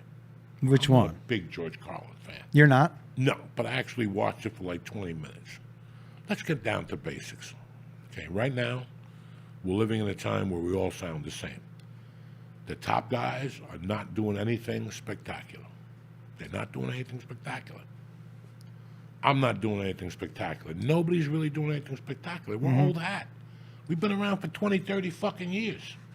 Okay? So, I'm waiting for that material to blow out of my ass, too. I'm waiting. Every day I sit there and go, I've been doing the same shit I did for 30 years. It's just not doing it no more. Yeah. It's not doing it no more. But this is why, like, when I hear people like Marin talk shit about Matt Rife, you sound like an old dude on the porch, man. Country music isn't just Hank Williams now, right? It evolved, and comedy is not just, it evolves also, right? And to sit back and poo-poo, because I think you're right. The younger crowd does like, part of the younger crowd that's watching, they're watching guys like Morgan Jay. And they're watching Matt Rife, and it's way more interactive. And it's because of social media, dude, and how they have ingested comedy. That's what they like. So to sit back on the porch and be like, this is what it has to be. Here it is. Matt Rife is fucking really good at Dude, what he he's does. so funny. He's good at what he does. Oh, yeah, okay? dude. Fuck yeah. But my philosophy, okay? This is the philosophy I was raised on. And it took a long time to get there. Stand-up wise, took a long time to get there. For sure. That philosophy that I was raised on was, I'm not paying $30 to come into a place to hear Josh Wolf ask George what he does for a living. No, I'm with you. Okay? Don't start with that. Don't start with that. Now, let's talk about honesty here. When I met you, Josh Wolf, I had 8 minutes of material. The rest, I just went up there and left to fate. I'm the first guy to tell you that. That worked for 4 fucking years. I was that good. For 4 years, I could do it. But, dude, also, to be fair, what was amazing about what you did was you weren't crowd working. You were writing material on stage. Okay, but I knew it. And I was banking too much on it. Yeah. And I knew it would get me to a certain level. My daughter's good at softball, but she's going into a realm now that athleticism ain't going to do it. Now is when you got to work hard. You got to work a little harder, and as you get older, that circle shrinks, okay? I started comedy, and I improvised at the Broker for 2 years because I had to do 5 new minutes every Tuesday. I wasn't experienced enough to write 5 new minutes. This was Colorado? This is Boulder. When I first started, my first 2 years, I had a gig every Tuesday, but it was the same audience. So I had to change it up. And I did. I tried writing as much as I could, but I would do 3 minutes and then 10 minutes of improvise, And it was a 50-50 shot.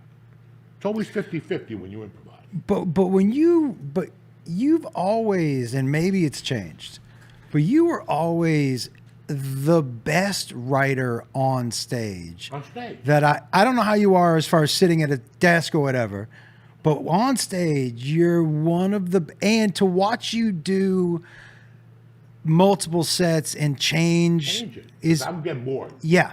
I don't want to get bored. Yeah. I don't want to sound like a fucking machine. Yeah. So you got to put something in there. Even if it bombs, you got to put something in there so you just don't rattle off. But you've always done that, dude. I don't like how I felt when I did Coke. Because when I did Coke and went on stage, I felt a disconnect. Mm-hmm. I feel the disconnect when I moved here to Jersey the first year. When I would go down to Uncle Vinny's and you come down, there was a disconnect. It was a big, that's why I stopped doing it. Because I'm like, I'm not doing blow, but I feel my comedy's on blow again. There's no connect. And this last time, I'm starting to, I feel that sometimes in my set when I don't have enough material. But to get back to what we were talking about, my first 2 years in comedy were 50-50. And then I moved here in 93.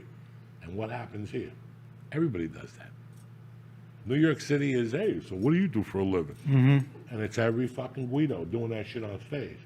So I started doing it here. And then when I went to Colorado in 93, a good comic told me, he goes, once you start getting up in the levels and you start getting closer to LA, that's not accepted no more. So go away from that.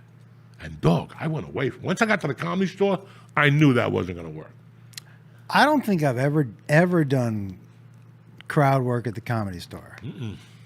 I don't think was I taboo. I don't think I ever have. And you could feel. Listen, I remember there was a comic that we were both friends with. Moved from another state. Was in LA for about a week and a half, and I did Brea, and I invited him down to do Brea.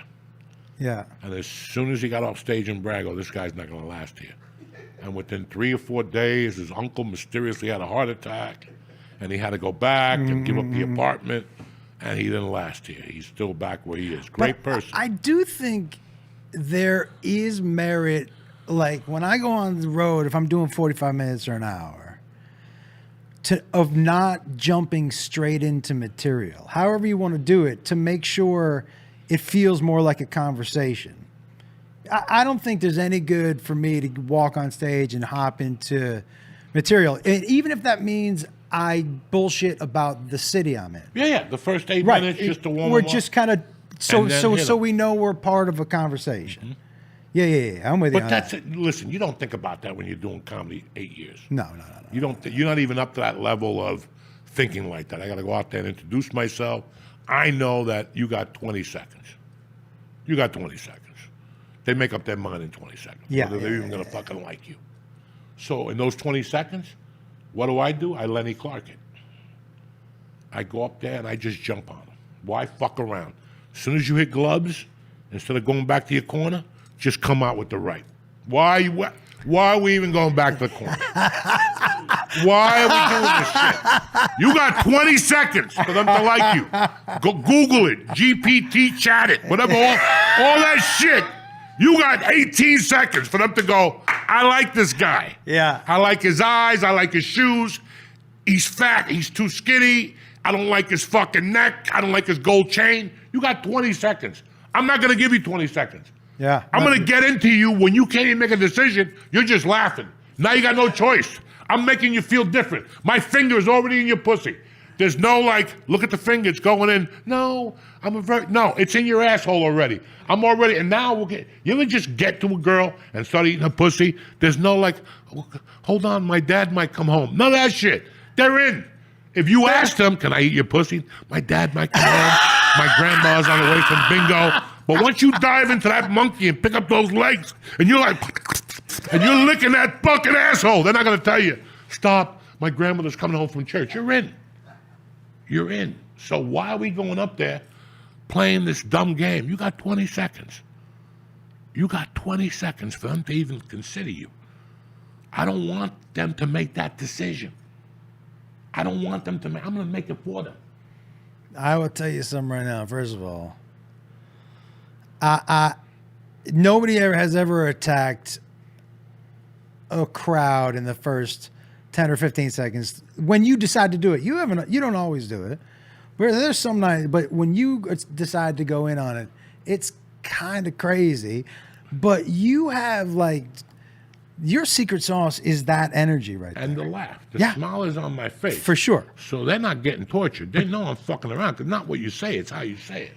But that energy and how you can go in stories or just in your stand-up, it's honestly what I equate it to Kinnison's, that how when he used to do that like that voice, it's so 0 to 100. You have to. But you're taking for granted that that's kind of your superpower. Yeah, that's it. Yeah. So most use of it. us, but most of us don't have. We don't have that superpowers not to use. for you, for So sure, put them in a dude. fucking box and look at them. I'll take it out only on Friday night. Dude. But this is what's amazing about your stand-up, is that it goes from 0 to 100, and you're back down to 0, but it's all fun. And Fuck you're watching you. them. You're watching Yeah, your yeah. audience. You want to break them a little bit, and then you, like anything else in life, you got to give them a little breath. Do They you got to get remember- the first aid kit. You know what I'm saying? They got to get the first aid kit. But as they're putting the Band-Aid on, before that Band-Aid gets wrapped, I'm hitting them again. Then I'm going to wrap that Band-Aid. Why let them rest? I have to ask you a question I've never asked you before. and it just dawns on me because I just saw it the other day. What's that special where your hair is jet black? Socially unacceptable. What? I've known you forever. That could not have been your decision to do jet black. Ask him what happened. The first show, the camera wouldn't. My head was too shiny, or the hair, so they had to darken it up, dog. I was like, there's no way before I just saw him a week ago. There's no way I've known you for that you were like, I gotta dye my hair before this show. At the special. It wasn't dye. They put like powder, black powder. They had to put, yeah. What why did they do that? Because I wasn't involved in that. That whole thing was from the start. That was the special where the couple was fighting in the front row. yes, that was a nightmare. What do you That's worse than the parrot. Bro, No, the first parrot show- was the fucking First show, I ate a bag of dicks. And the second show, I was like, I got to change this around. And I did your idea. I switched it to a story. I opened up with the story about Willie Vandy and the 18-inch dick. And then I got him.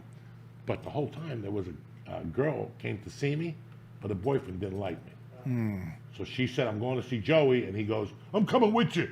Out of jealousy, like the chick, she's probably just into stand-up comedy. The thing was an ugly little thing. And she brought her boyfriend, and the boyfriend kept making little remarks. And I remember sitting there at the 22-minute mark going, what would happen if I just kicked this guy in the head like a field pump? I'm like, what kind of special would this be? Would I get sued? Would the club get sued? This is all I'm thinking about. And then some kid tapped him on the shoulder, and the kid calmed down. But it was not good. It was not good. I was like, you know what?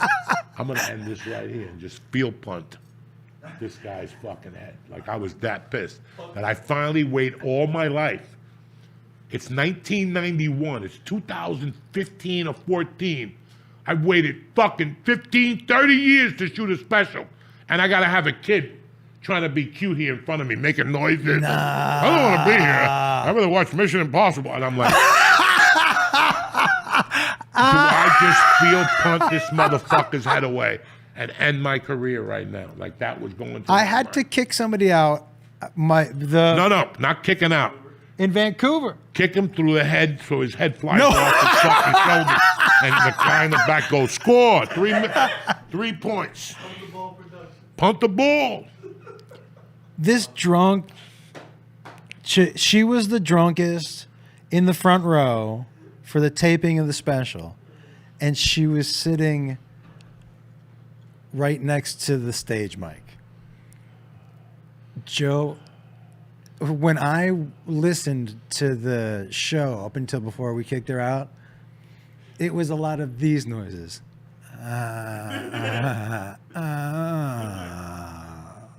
That type of drunk. And then she would say to her friend, you could just hear her, we should have brought more booze. Just, it's all you could hear when I was watching. And when I had to kick her out, it was, you were at the show. It was like, she couldn't, well, I'm just trying to have a good time. Yeah, they all have to do Yeah. I'm not drunk. No. You're not drunk. Don't worry about nothing.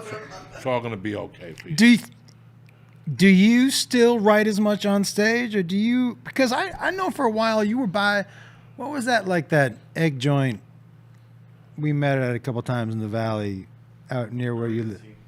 Yeah. Which one? Marie at Sea. And I would show up, and Yeah. you would have your. Two notebooks out. I Yeah, do it every morning yeah. in the afternoons. It's just not working like it used to. But when you were writing, when you were doing that, you were disciplined about going But and it's sitting. every day. You're getting on stage. Yeah. It's a rotate. Stand-up comedy is not getting on stage once a week. No. And that's what I'm doing, basically, once or twice a week. You got to get on stage 3-4 nights a week. And that roll, it's a roll. It's a roll. And forget about after a month. And forget about, that's why there's no vacations. That's why there's no vacations. You know, I just got back from vacation. I know, but you've been doing this Yes, for 30 years. My first one, He too. can't go on vacation. Agreed. Nowhere. Until something big happens. Yeah. And you take, listen, I didn't take time off till I booked the longest yard. Wow. So from 91 to 2004, I was on stage every night. Do you still have your notebooks? When I got in New Mexico, there was no open mics in Santa Fe. You had to go to Albuquerque, and it was like once a week. So I wasn't going to go down there. I was focused on a movie. But that's the first time. That wasn't a vacation. Have you showed him your old notebooks? I throw them away. I throw a lot of them away. Like after like 10 years, you got to throw them away. You get stacks of them. I know, but it's for a year. But is the notebooks that you kept about every set? Oh yeah, I still got those in a box in the closet. Do you still have those? Yeah, I still got everything. I stopped doing them when I left LA because I knew that there wasn't going to be no more 300 sets a year. Listen, you know one thing I could never understood how you walked everywhere. You did a ton of coke, but you were 380 pounds. I'm like, this dude never stops moving. All he does is snort, but how is he still 300? And you walked everywhere, dude. Everywhere. Because, But then after a while, I couldn't. yeah. Once I got to 310 was when I started having difficulties. Like it was bad. Like if the elevator broke, I didn't leave the house. I was on the 4th floor. No, I remember that. Anywhere. I remember that. Elevator breaks, you're in no danger. And there was no Grubhub then. There was none of that shit. It was delivery, and nobody was going to deliver 4 floors. When the elevator broke, I wasn't like leave. Papa didn't leave the building. It got to the point where my wife had to tie my shoelaces. You bought me 4 suits, April of 2001. You gave me $300 to go buy 3 suits, 3 shirts, 3 pairs of socks. That place up underwear, on, the whole thing. yeah. They give you everything. I got a commercial for the oil. Pay us now or pay us later. Pennzoil. And I had to wear a suit. And the people told me, we don't have a suit for you. Like, you're a jumbo. So Josh had to give me money for me to go buy 3 suits. I bought those suits in April of 2001. Jumbo. And this is the truth, guys. In June, I went to put those suits on. You know when you put a pair of pants on, you have to squeeze your stomach? No. It was 3 inches away. Like I couldn't even, that's how fast I was gaining weight. That was the speed of the weight I was gaining. I just found, because every morning I wake up, people send me Joe Rogan shit. Yeah. And I found out, like, in those days, this was my first 5 hours on the planet were 10,000 calories. It was all destruction. Everything I did from the time I woke up to 1 o'clock could kill a person because I would get up and drink coffee and smoke a pack of cigarettes. 3/4 of a pack of cigarettes with weed. But what people don't understand about your cigarettes, you went from never smoking a cigarette in your life to 2 packs a day the Like first day that. you picked him up. Like he was like, that. I'm a smoker now. And Like that. And It wasn't like lightly doing No, you do dude. it in 2 puffs. the most aggressive cigarette smoker, like you hated him. That's how you smoked. Hated him. Fucking hated And him. just 3. It was. You're right, 2 puffs and just that was it. It was insane Yeah. what my body had gone through. But we discussed it this morning. Like, I don't miss stand-up like I used to because my friends aren't there, you know? Yep. I've made new friends here to do stand-up once or twice a week, and it's great. Do you miss things like, I don't miss to hang at night. I got to get home. I'm tired. yeah, But I tell you what I do miss. I miss afternoons. We used to have really good days. And you know what? I hate to say it. We had no money. no. We had enough money. I would always steal cigarettes from that gas station. I would stick my hand behind the counter when he was pumping gas.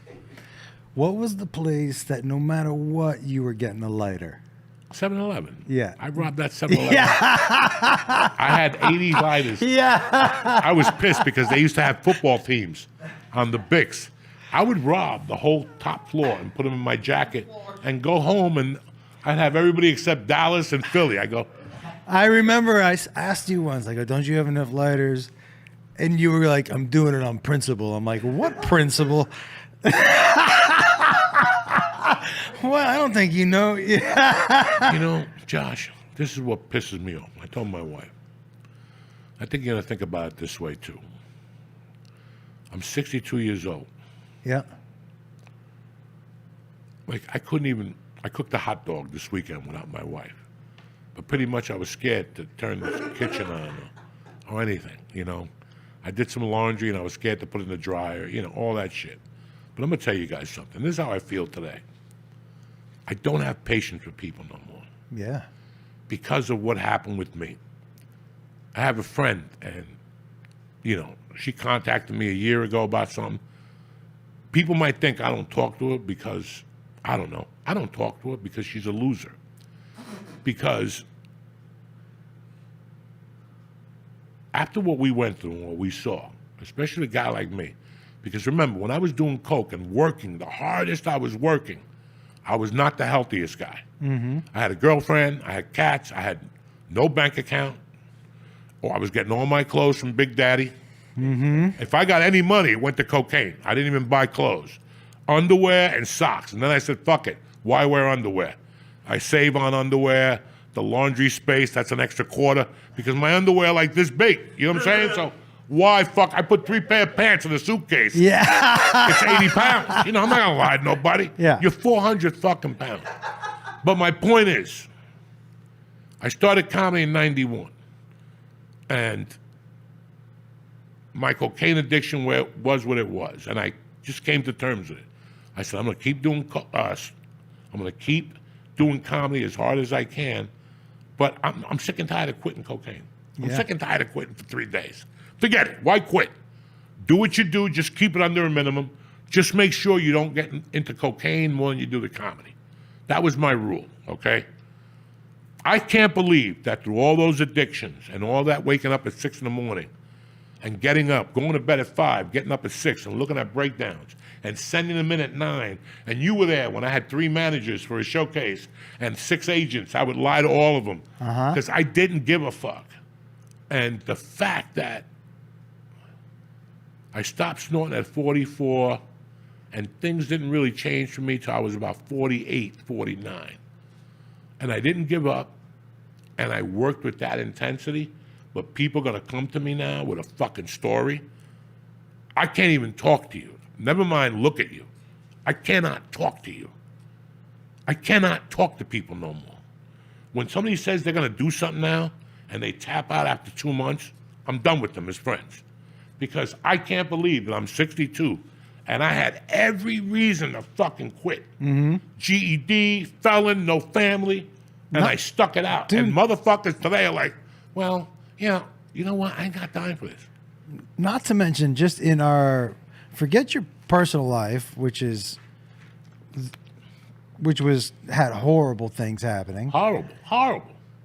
But just your career, you were told, I remember, too dirty. Nobody's ever going to book you. Too dirty. You Old. Can't talk like that. When I got to LA, I was already 34. I wasn't fucking no 28-year-old good-looking kid. Yep, But yep. also remember what you taught me. When we got to LA, we were talking one day, and you go, Joey, they don't want to listen to you until you start talking about your life. You have to draw a picture for them. And that's one thing I didn't do. I just thought it was about jokes. And even today, I'm struggling with that. I'm having a hard time writing about me, about my conflicts, because right now, listen. Yeah, but this is a What are my thing. conflicts? I get up at 6:30, I drink a cup of coffee, I sit on my balcony, But you, and I whenever look you, at the fucking sun. You've always, here's the thing, I think it's 2 different things. All of your material has always been very personal. That doesn't mean you have to divulge something specifically personal about yourself. But here's the problem. My life is so boring now. Oh yeah. There's nothing. Got it. Yeah. At least when you're on the road, you got a story.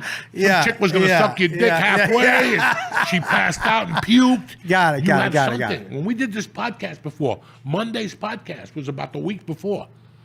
On the road. We had a great time last week in Miami. Holy fuck. We had the red beans and rice. We had the banana. Nicky jumped off the building. He broke his ankle. You follow me? So we moved that. So now it's like, I don't steal nothing. I don't snort coke. You tell me you don't steal lighters from 7-Elevens when you walk in? How can I steal now? Yeah. I'm 52 years old. Yeah. Yeah. Listen, once a thief, Everyone, always a thief. yeah. I have Okay, dark all right. moments in my life. Okay, yeah. I still double take on a purse. Like if I see a purse that's unguarded, I'll look at it and go, Joey, what are you thinking? Get your shit together. I see purses with phones sticking out. You know, that was my day. I would just be flipping phones. When I got to the store, I would go back in the morning to see who would leave their phones. And I would take them to the bank, the black bank robbers from St. Louis, and they give me like $50 a phone. I stole everything. I'm not gonna lie to nobody. So Do you for me remember to say to you, cashing those? I don't steal anymore, but I still get urges. When I see things, I go, look at these motherfuckers. Do you remember cashing those checks? Who? Do you remember cashing those checks? From the Improv. No. That got sent to my box. Oh, yeah. Yeah. So I had a Wells Fargo account that I just used for fucking stolen checks. I had a Bank of America and I had a Wells Fargo that I just used for stolen checks. Why didn't you just go to a check cashing place? You go to an actual bank account. Because they would take percentages out. Look, I had a check one time for Spider-Man. This is how much of a fucking Puerto Rican I am. And I'll tell you the truth. Dog, me and my wife were flat fucking broke. I mean, we couldn't make rent. And I'll never forget the Sunday when I said, you better look in here. I got my first residual effect from Spider-Man 2. And I looked at it and I go, because on Sundays, SAG posts what you're getting that week. Yeah. You know that, right? Yeah. 6 o'clock. You always look at SAG to see what that's how broke I was. Oh, I remember checking the websites too. You too? Oh, please. fuck. And I would wait for the mailman at attention. Yeah. I'd be out there, the little Filipino guy, I'd be out there fucking. Yeah. No Yeah, checks I today. remember Come on, checking. check. He would tell me, no mail today. Bro, check in your bag. There's something in there for me. I'm telling you, I saw it. SAG. I would fucking fight. But I'll never forget that Sunday when I called my wife and I go, look at this check we're getting. Like I was like the biggest check I ever had at that point was like $300, anything. And I told my wife, look at the check we're getting. And we were like walking on fucking eggshells for 3 days. The check finally came. This is how much my wife trusts me. I called my wife at 11:30 and told her the check got there. She goes, I'm on a bus right now. I'm going home to get that check and cash it. So we went to Bank of America and they wouldn't No, we went to the check cashing place. Yeah. On Hollywood Boulevard. They wanted like $2,100, dog. And I'm thinking, that's a lot of cocaine. That's a lot of coke. We got to figure something out. Yeah. So me and my wife went to Wells Fargo. I had that checking account there to cash stolen checks. And I went there with her, but they wouldn't. The check said Joey Diaz. They wouldn't cash it. Me and my wife were like, you better cash this fucking check. It was an $18,000 check. Does your We haven't eaten in fucking license say Joseph? Jose Diaz. Jose? So my wife found a check stub from SAG that said, and that's the only way so they let us deposit it, but they only gave us $1,000. We went right to Sizzler. Right on La Brea? Yeah, it was on La Brea. Right there. Yeah. Osagi shrimp. Oh, I We thought- remember I thought it was that. DJ Yeah. Khalid. Yeah. You follow that fat fuck on Instagram. He always eats and shit. And then he jumps in a little pool after he eats and shit. Yeah, that was us. I thought it was DJ Khalid. I eating remember that eating fucking that sirloin and shit. Every time I got a check, I take my wife there like we were fucking Johnny Bananas. Sirloin, 2 tables, please. And then we got to go eat that shrimp that gives you diarrhea. Or my other celebratory spot was Acapulco. That was my joint, the all-you-could-eat lunch special. Where was that? Oh, Acapulco was the old. Come on, Josh Wolf. In Acapulco. Hollywood? 2 of them. The Sycamore Tavern was. Oh, right. Los Feliz or whatever that fucking was. But they had the best all-you-could-eat. Dude, I'm sorry. Cheap. $9. We were Boston Market. Oh, Boston Market. That's what we did. That corner, because the kids and I could go, and I could talk whenever I went. Like, especially when I was single, I must have looked sad enough. Yeah, you were sad. Yeah. And you had those 2 kids. Your hat was on backwards. So I must have looked sad, but they used to give us free shit. And that's in Burbank, that one? No, the one in Boston Market was on like La Brea and Yeah. I know. and Sunset or some shit. But the Ralphs, the Rock and Roll Ralphs. We used to go there 3-4 times a week, and the lady behind the hot counter, she just gave us food because she knew that I don't know how she knew. Will you dress the kids up extra? Like, Oh yeah, this guy was the kid. Yeah. He's like a Puerto Rican mother at welfare. You remember that? He brought his kids, the neighbors' kids, and everybody's crying. Everybody got. I would wipe dirt on their face Oh and shit. please, little dirt. Tell them they weren't getting Christmas presents this year. They're all looking depressed and shit. But what was no joke was that car with no air conditioning, that fucking Saturn. Oh, we took a road trip to... Lake Havasu. That's right. And this motherfucker put Visine in his eyeballs. The sun was shining right on it. We have no air in the car. The sun is right on it. The sunroof was open. So it's in the thing. This motherfucker puts Visine in his eyes. All of a sudden you hear, Yeah. fucking hilarious. Yeah. What was funny is that you saw me doing it and didn't stop me. Yeah, he was just like, no, this is too fucking good right here. were you driving the car? Yeah. The red Saturn. That red Saturn drove it down from Seattle. I think I might have bought it up there. But yeah, because in Seattle we didn't need air conditioning. No, you didn't need air conditioning. There- I always need fucking air conditioning. Well, I like to be cold. I don't like that shit, people. Oh, you don't need air conditioning. Fuck you. Oh, the wind blows. Yeah, good. That's I great. don't know about you, and I was fat. It was scary enough driving with you just because of like the speed and the music, but it would be like freezing, and you would have the AC and the windows open, going 90 on the highway. I'd have to bring sweater. You'd be like, "Why do you have a sweater?" Because I'm driving with you. The AC would be on high. I'll tell you something else. You can tell who you're getting in the car with by how somebody buckles their seatbelt. But you buckle your seatbelt with intention. Like you should, like you're, Use it. yeah, You you're gotta like, get hey, behind everybody else, get ready. This So is, I yeah. get into 3 accidents every day. Look at my The car. fucking- The right side, I got scratches. I don't get, and the funny thing is, honest to God, I don't give a fuck. Because I know my wife will buy me another one. But the She best, buys them, I smash them. That's the motto of the Diaz house. You buy them, I smash them. what's the best car ride of all time is Brody in the backseat of his own car, Oh my God, God rest his soul. driving to Olympia. No, You- the other place. Was it not Olympia? City, something island, something. Oh, yeah. Where the bar where he got up and said there's no Jews on the wall. Yeah. I'm You not coming back to that. driving down the wrong way down one-way street. Telling me, motherfucker, I'm not going to make it there in an hour and a half. I was making it there in an hour and a half every day. And he's like, no, it takes 3 hours. Well, let me drive your car.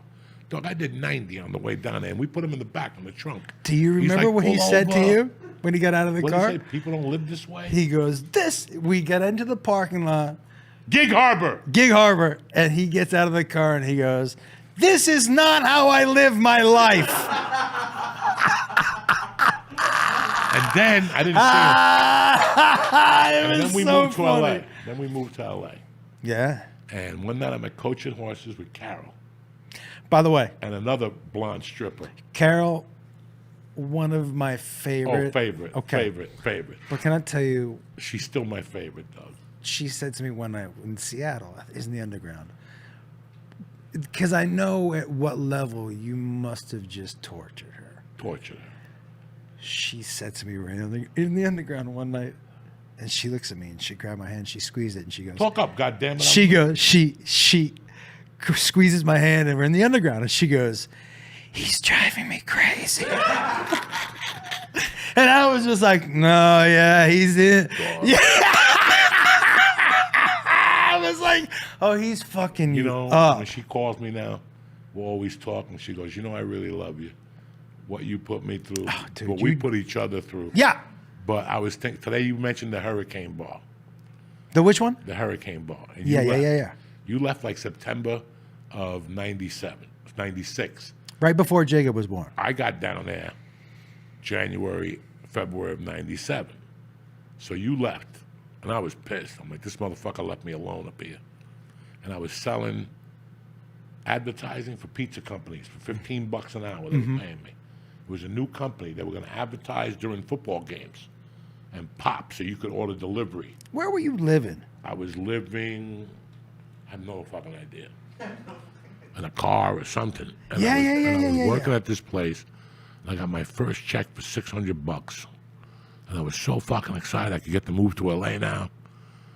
And again, I called Carol, and she's like, I'll pick you up. We're going to go cash that check. You owe me $184 from, it was always I owed her something. The cheapest human. So I get in the fucking car with her, and she gets the check, and she goes, I'm going to cash it. I'm only going to give you $100 back. I go, Carol, don't start your shit, okay? This bitch, I say something to her, she takes that check, rips it up, and throws it in my face. Oh, And I grab her by the fucking hair, right in the car. I'm like, Carol, are you fucking crazy? This is all the money I had. She, fuck you, fuck you, fuck you. I just grabbed her by the wig. I just grabbed her and pulled her hair real hard. You motherfucker! How dare you? And she's like, I'm calling the police. And she called the cops on the car wash. And I'm like, fucking bitch. But was this pre the restraint? No, this is at the end. This is after. This is what about the time I was fucking on the ecstasy, and I got caught in the restraining order, and I hid under the bed, and the cops coming in, the bed is going up and down. It was just going. The mattress, because the mattress, everything, and the cops were like, come out from under the bed. Yeah. This was years of. Listen, I'm gonna tell you something. I'm 62. I said it earlier. For the last 5 years, I've just been trying to figure out what happened. Mm-hmm. You know what I'm saying? Mm-hmm. Like, I got here 59 years old. I had money in the bank. And I just wanted to figure out what the fuck happened. And I wrote that book with that girl. Mm-hmm. And I still think of every day, what the fuck happened? And how did this happen? How am I 62? It was just 1995. Mm-hmm. We're jumping up and down in Seattle with the Lip, robbing safes. The Lip, Frankie the Lip. Bro, you got me that apartment upstairs, and in the morning they only had a bathroom, and if the bathroom was clogged, I'd have to take a shit off the fire escape. No, you. Yes, I did. And I would sit there. It was like the third floor. And I would it'd be 8 a.m, there'd be nobody out there. And I'd take a shit, and the shit, you could see it flying down like 4 floors. I know exactly. Yeah. This is fucking endless. Like, this is fucking endless. Like, this is endless. I lived in an office, and I talked some guy into fucking the bookie guy that didn't want to pay me. Yeah. And I kept beating him and shit. And I got this other guy. I met this other guy at his restaurant, and he gave me free phone lines, 1-800 numbers. Ask Josh. Oh, yeah. So the shit that was happening to me. Yeah. Only could happen to me. And then I had a guy that wanted to put bets in. He lost every week. And every week I would just take his $300. And he would tell me, I want to meet the bookie. You don't need to meet the bookie. And you and me were going somewhere. They didn't want to pay us. And I said, you don't want to give me the money. Don't give me the money. But this guy's going to come looking for you. He's going to break your fucking head. Okay, I'll give you the money, but I'm not betting no more until I met the bookie. He wanted to meet the guy. Yeah. He wanted to meet the bookie. There's no bookie. There's no man behind the curtain. It's Uncle Joey. You're a loser. You're going to lose everything you put in. I'm taking that chance on you. I remember saying to you, I was like, you don't have the money to cover if he wins. And you were like, he's not going to win. He ain't going to win. I was like, what do you mean? And you were like, nah, he's not going to win. He's never, you were like, he's a loser. There's no way he's ever going to win. I remember that, dude. I had the weirdest fucking, life in Seattle. Then I hooked up with that dude. I lived. Oh, that's what I was living with. The last 3 months I lived in LA, I lived with the cook. You lived with, not Leonard. Rodney, whatever his name. Yeah. Oh, I can't remember. He was my brother. Yeah. This dude was solid. He had an apartment with a broken window. And in the winter, you would freeze in there. But he would invite me. You don't want, because I started staying Lionel. with him. Lyle. No. His name is not Lionel? No. I started staying with him when you lived in Bremerton because it was too late to take the bus. You got to take a bus to where you and Malia lived. So he would say, just stay with me. Bro, this guy was a one-man wrecking crew at night. He turned into like a fucking animal. He lived in a warehouse, okay? And I'll never forget, he's like, stay here. I'm freezing, no heat. No, nothing. There's a broken window. It's raining. And all of a sudden, people would throw rocks at his window. Hey, can I come up and smoke crack? I'd wake up and there are 3 black guys in my living room with no lights on, with candles, smoking crack. I go, what the fuck is this? One night I went up there and he's like, you want to go to a party upstairs? I go, yeah. Went upstairs to a party and there was like 10 girls. There was a girl dancing in a cage and shit. I'm like, fuck, you. I thought his name was Ron. I go, you got it going on. Really good guy. It wasn't Lionel? No, Lionel! Lionel. No, it's Lionel. Yeah. Lionel. So this guy comes in with a white jacket on with a hot chick and he's talking about, I'm the mayor of Seattle. You knew him. He was like, I'm the mayor. So they got coke out. Was it John Eagle? I don't know. They got coke out. But somebody had a little heroin out. And this fucking guy, there's a pole. Like poles. It's a warehouse. So there's No, beams. was it downtown? Yes. Yeah. Underground. Right behind where that band where Hart used to I went play. to some parties there. Yeah. It was great. And there was a warehouse, and you had to take a shower in the hallway. Fucking great. Great building. Yeah. I'm up there one day, and this guy comes in at like 4 in the morning. I'm the mayor of Seattle. And I'm all right. And there's a pole. I'll never forget this. And there's 2 mirrors on the table, whatever. And there's coke and there's heroin. He thought it was the coke. So he took the heroin. And he did the whole line of heroin. He's like, ah! And he's making all these noises. And all of a sudden, you see the heroin hit him. And he holds on to the beam. And all of a sudden, you see him hold the beam. And he just starts spinning around the beam. And he just falls, man. He just falls. And I did some of that heroin that night. It was like a little line. Anyway, next morning, I work up at Lionel's. It's like 10 in the morning on a Sunday. And the shower was in the hallway. It was just a metal shower that you went into. And there was a wall. And as I was waiting to get into the shower, I had done so much heroin the night before, I just passed out and went right through the wall. It was like that scene in Bruce Lee when he kicks the guy through the wall and you see an implant of the guy with his hands like that. That's what it looked like. Lionel came out. He's like, what's that noise? I was in the fucking wall and the wall had nothing. The other side had the metal beams. I cut my shoulder. I was bleeding. He's like, you got to go to a doctor. What happened? I go, dog. We were doing heroin last night. Drugs for 2 fucking days. Yeah. No, that place was crazy. I went to a couple parties there. That place is crazy. But the people who he was completely cool with, anybody who walked in the door. Yeah, he didn't give a fuck. Nah, he didn't give a fuck. Renting or just like a crack den? No, he was renting. It was his apartment. He lived there. He lived there. It was a warehouse that had different rooms, and you could just pull it was like this. That's the doors. There was no key. It was like that. Dude, and I remember one of the parties I said there was somebody shooting up in the back. Oh yeah. And I asked Lionel, I go, who are they? And he goes, I don't know. I don't know. Yeah. He was like, I don't know. Yeah. That was a bizarre time, man. When I look back at that, the beginning of LA, the end of Colorado, I'm like, what the fuck was that? Like that? I have to admit, like, I enjoyed the type of material that I was writing back then. When I look back at it, did I tell you that first CD that I recorded, I rewrote the entire CD, and I shot it when I was in Nashville. I took all the same premises. And I was like, let's just see what comes out now. Yeah, it's pretty interesting. And so I did that, but like, wait a second. Why was I talking about that? These mushrooms are starting to creep up on me a little bit. You what? What were we talking about? It was beginning of LA, end of Seattle. When I look back at my old material, there was a bite to it. When I look at my material now, that isn't there. No. My early material had a real bite to it. But we were like hungry. There was no food in the refrigerator. It was a real bite. There was no food in the refrigerator. No, you were working for Turkey Burgers, dude. There's no reason to stay home. Like I still remember living in Boulder and going, I need the money, but I don't really need the TV. Yeah. I'm selling it. What do I need a TV for? I don't need a fucking TV. I'm trying to do stand-up comic. I removed all that shit from my life. I was like, I don't want to watch TV no more. That's it. It's over. I'm just doing stand-up. And that's how I live. That was, bro, for somebody such a junkie, I had such a great discipline. I always looked at things as the discipline to it. And I forced myself to it. When I used to drop my daughter off on Wednesdays and my ex-wife would bust my balls, I would go in the car and cry.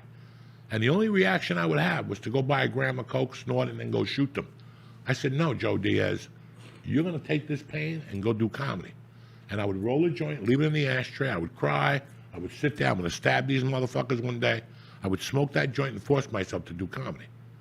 That's a discipline. I wasn't going to let depression or none of that. This is comedy, guys. This is a business.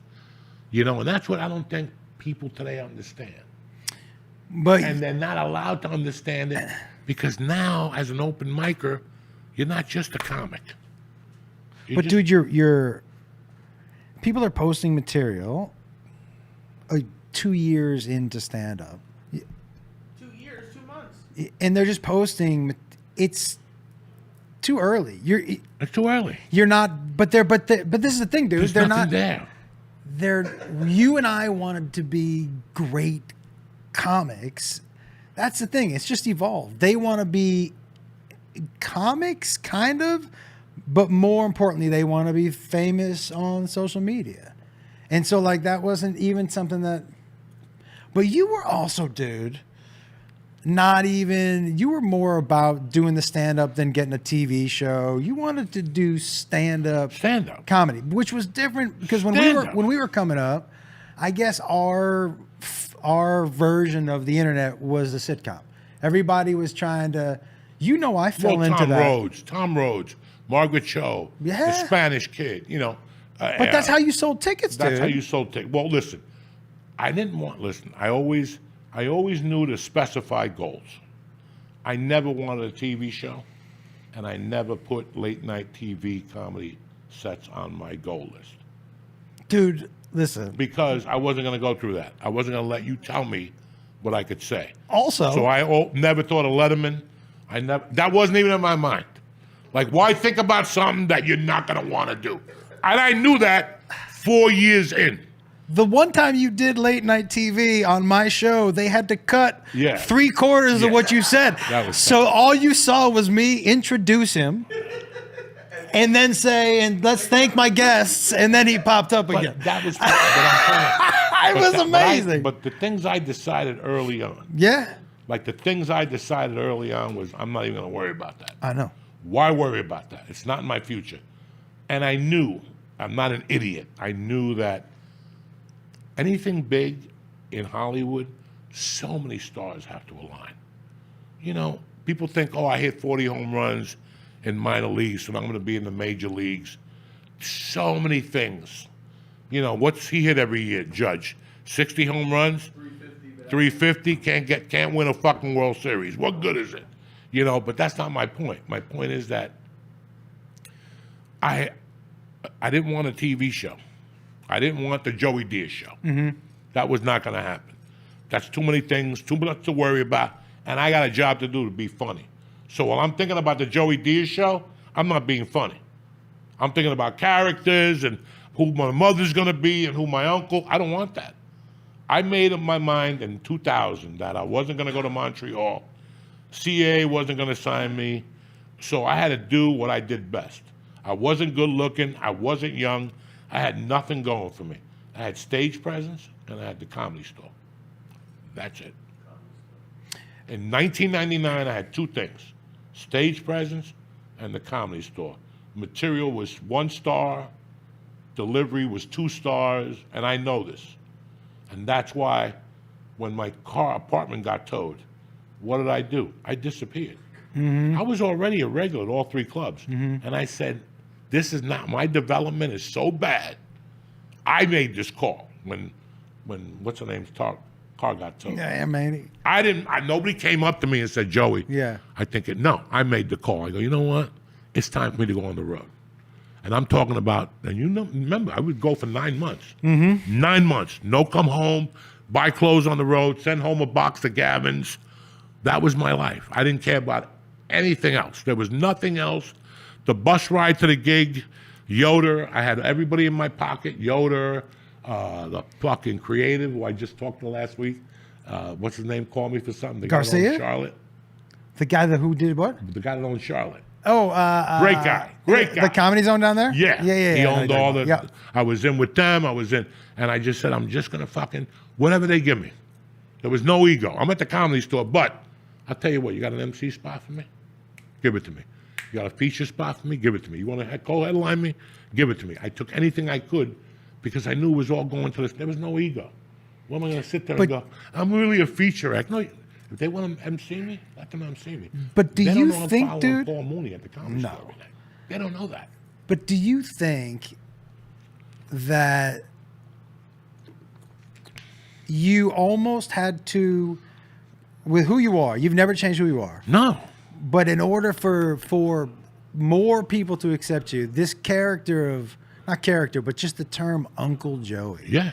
changed so much, dude, because, you know, I was telling these guys earlier, I remember watching you as a young dude on the stage at the Underground, and you've always been so charming on stage, but the way you moved and how young you were, and you were angry, you made some people uncomfortable. Oh, yeah. I was really angry. I Yeah. had nothing to be happy about. But this is what I'm I saying. had no money, no daughter, Totally. no family, Totally. divorce, no nothing. But then as you age, as you get older, it fits It fits who you are. so much better, and like it was not as threatening. Young Joe Diaz on stage, the way you, yeah. But dude, the way you paced, and you were I tell people, man, I remember late night there was a basketball court in Bellevue when you used to live in the backyard, and we'd go out when we walked Bud, and we'd shoot hoops every now and then. But I remember the first time I shot hoops with you, I was like, oh, this is an athletic motherfucker. Yeah. And so the way you were, what, 220 or 230? 230 up there. The way you used to pace that I stage just early. saw this today. I just saw this today. That's crazy you said that. Yeah, Because dude. this is one of Carol's pictures. She just sent me this about 3 weeks ago. Because she's moving, and she found boxes. She said, what the fuck is it? I saw this picture. Was it Me holding a dog? Nah. Holy shit. You and her in the three-piece suit on the stage at the Comedy Underground. Yo, he had his three-piece suit on. Yeah, dude. That was like when they would give us a Wednesday or a Tuesday night at the club, that was a huge night. But he was headlining, so he went three-piece suit. Hell yeah. McSorley, we would go to that place afterward.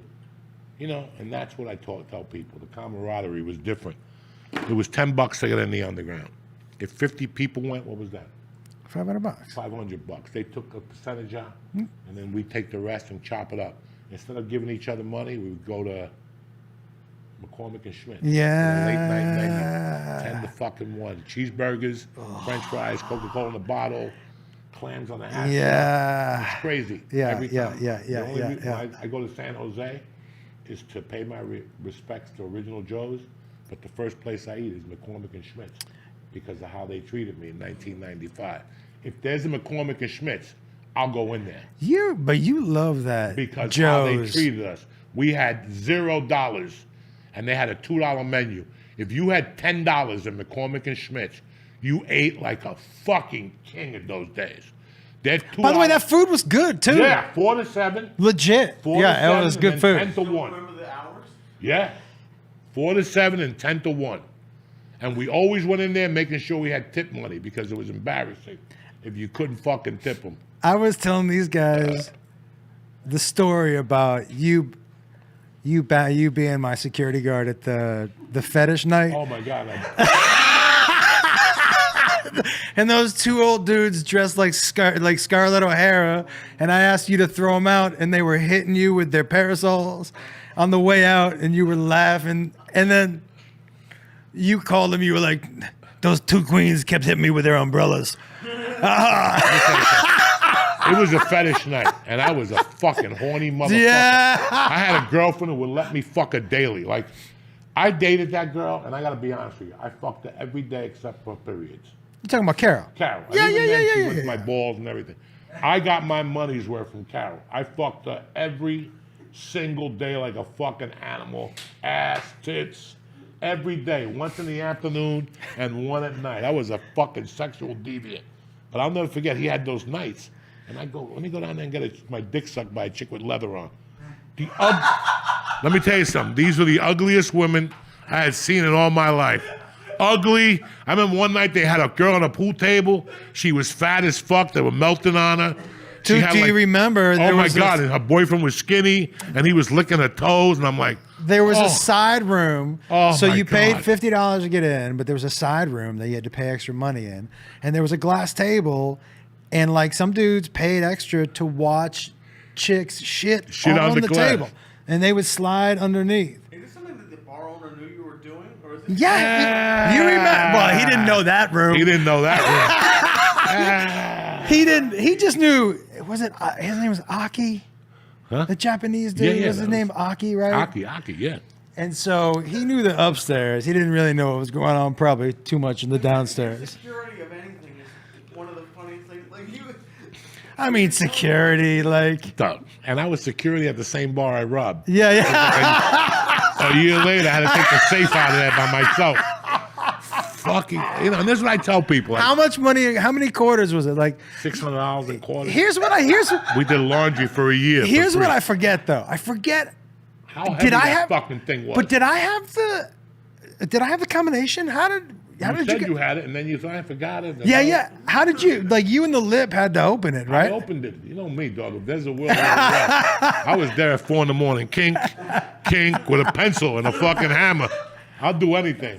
That was. And then we threw the safe in the lake. Nobody could carry it and shit.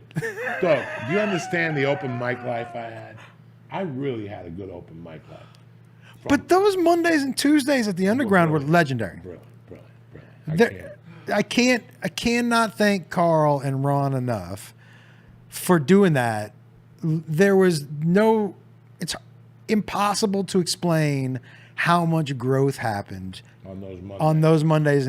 And honestly, when he let you host those nights, because you were encouraged, or people knew you were going to fuck with the comic who just came off stage. You were going to roast him a little bit. That's kind of how it went. When I first started going and Oshak was hosting the Comedy Store, he would roast everybody. What a great kid. Oh, Oshak? What a great kid. But that time of playful kind of fuck around with each other. So I did. When I hosted, I always tortured people. When I left the stage, let's keep it going for the hat. Whatever. Let's keep it going for the feather. A joke that bombed, you go up there and repeat it. An impersonation he did. That's fucking... Your favorite one ever What's that? Was that guy who was doing terrible impersonations. Oh, yeah, and you just screamed, "Do your impersonation of a comic." Oh, dude. You guy could went up see there every week. him crack on He the would go up stage. there every Tuesday, every Monday and go, "Hi, this is my impersonation of a And he flower." would wouldn't he turn around? Yeah, and he'd turn around and go, And "This..." then he would turn back like this. There was another guy that went up on stage with a handcuff. He killed himself 2 years later. Whatever, the kid with the black suit that had body odor. It was insane. The open mic scene, we had the first transvestite. Like all these people talk about trannies and stuff. We were running with the first transgender in 1995. Rita O. I got her picture in my phone. Did I show it to you? Look at her Yeah. fucking head. Look at the size of her head. She was a real fucking tranny. She had. Okay, I was there when she called the fucking White House. And She called the what? The White House. I want to talk to the president because the bar in, what was that town where Carol stripped? Ballard. Oh yeah. Ballard. We were in Ballard one night, and we were I was hosting or something, or she was up there and she was doing jokes, and then she said fuck, and the guy came up and took the mic from her and said, "No, you cannot say fuck in here. This is family." And we go, no, give her back the mic. She'll be clean. And she went right back to fuck and suck. So he goes, "Everybody out, get out." So she had like a bag of Coke and a bunch of pills. We went over to her house and we're snorting Coke and shit. And she's like, "I don't understand why they don't let me say fuck." And I'm like, "I don't know, Rita. Cut another line." And she's like, "I don't get it." And I'm like, "Listen, if you got a problem, call the president." And she goes, "I guess I will." And she picked up the phone and started calling, "Can I get the White House, please?" And I'm like, "Rita, And she's like, I want to talk to the president. They won't let me do dirty jokes. Hello, hello, hello. And they hung up on her. And she called back. And when she called back, I'm like, I'm going to start taking this coke and some of these pills. Someone's coming. Because they're coming. They'll come within Someone's a minute. coming. They'll come. Someone's coming. And sure enough, as I jumped in the car, the cops are coming down the block. I can't believe you're leaving me. Yeah, because the cops are on their way. And you got $10,000 worth of pills here. Okay. You, in the many years that we've known each other, you haven't gotten me quite as good. But when Rita O died and I asked you, how did she die? You had me believing that because her head was so big. Yeah, she fell off the speaker. Yeah, That's what really happened. Because her head. Listen, her head was so big because she was a small Japanese. Yeah. She was a small Japanese man, and then she became a woman and put a wig on.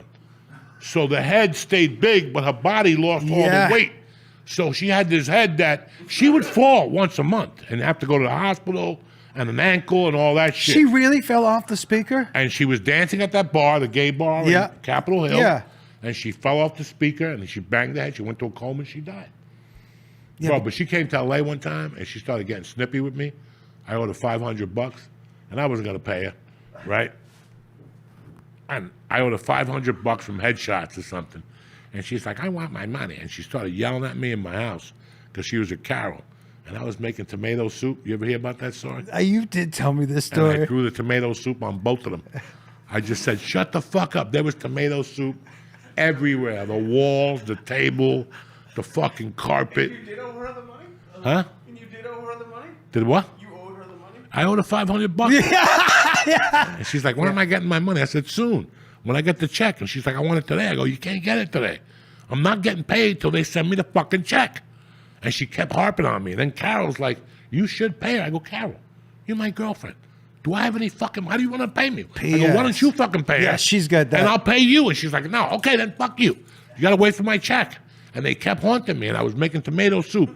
Here it is, tomato prison soup. Not even like good soup. It's Campbell's canned shit. And I'm like, you want to bust my balls about fucking $500? I'm eating fucking soup. And they're like, well, you're not going to get bread. What? And I just threw the fucking soup at everybody. Let me ask you. What, that tomato soup?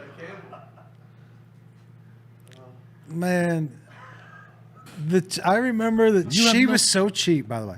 Oh, she's the cheapest ever. So you used to call me at work because she was too cheap to accept it. The collect calls. At her, so I had to do it at where I worked, so she would come in and talk to you on the phone. Look, she's a multi-millionaire.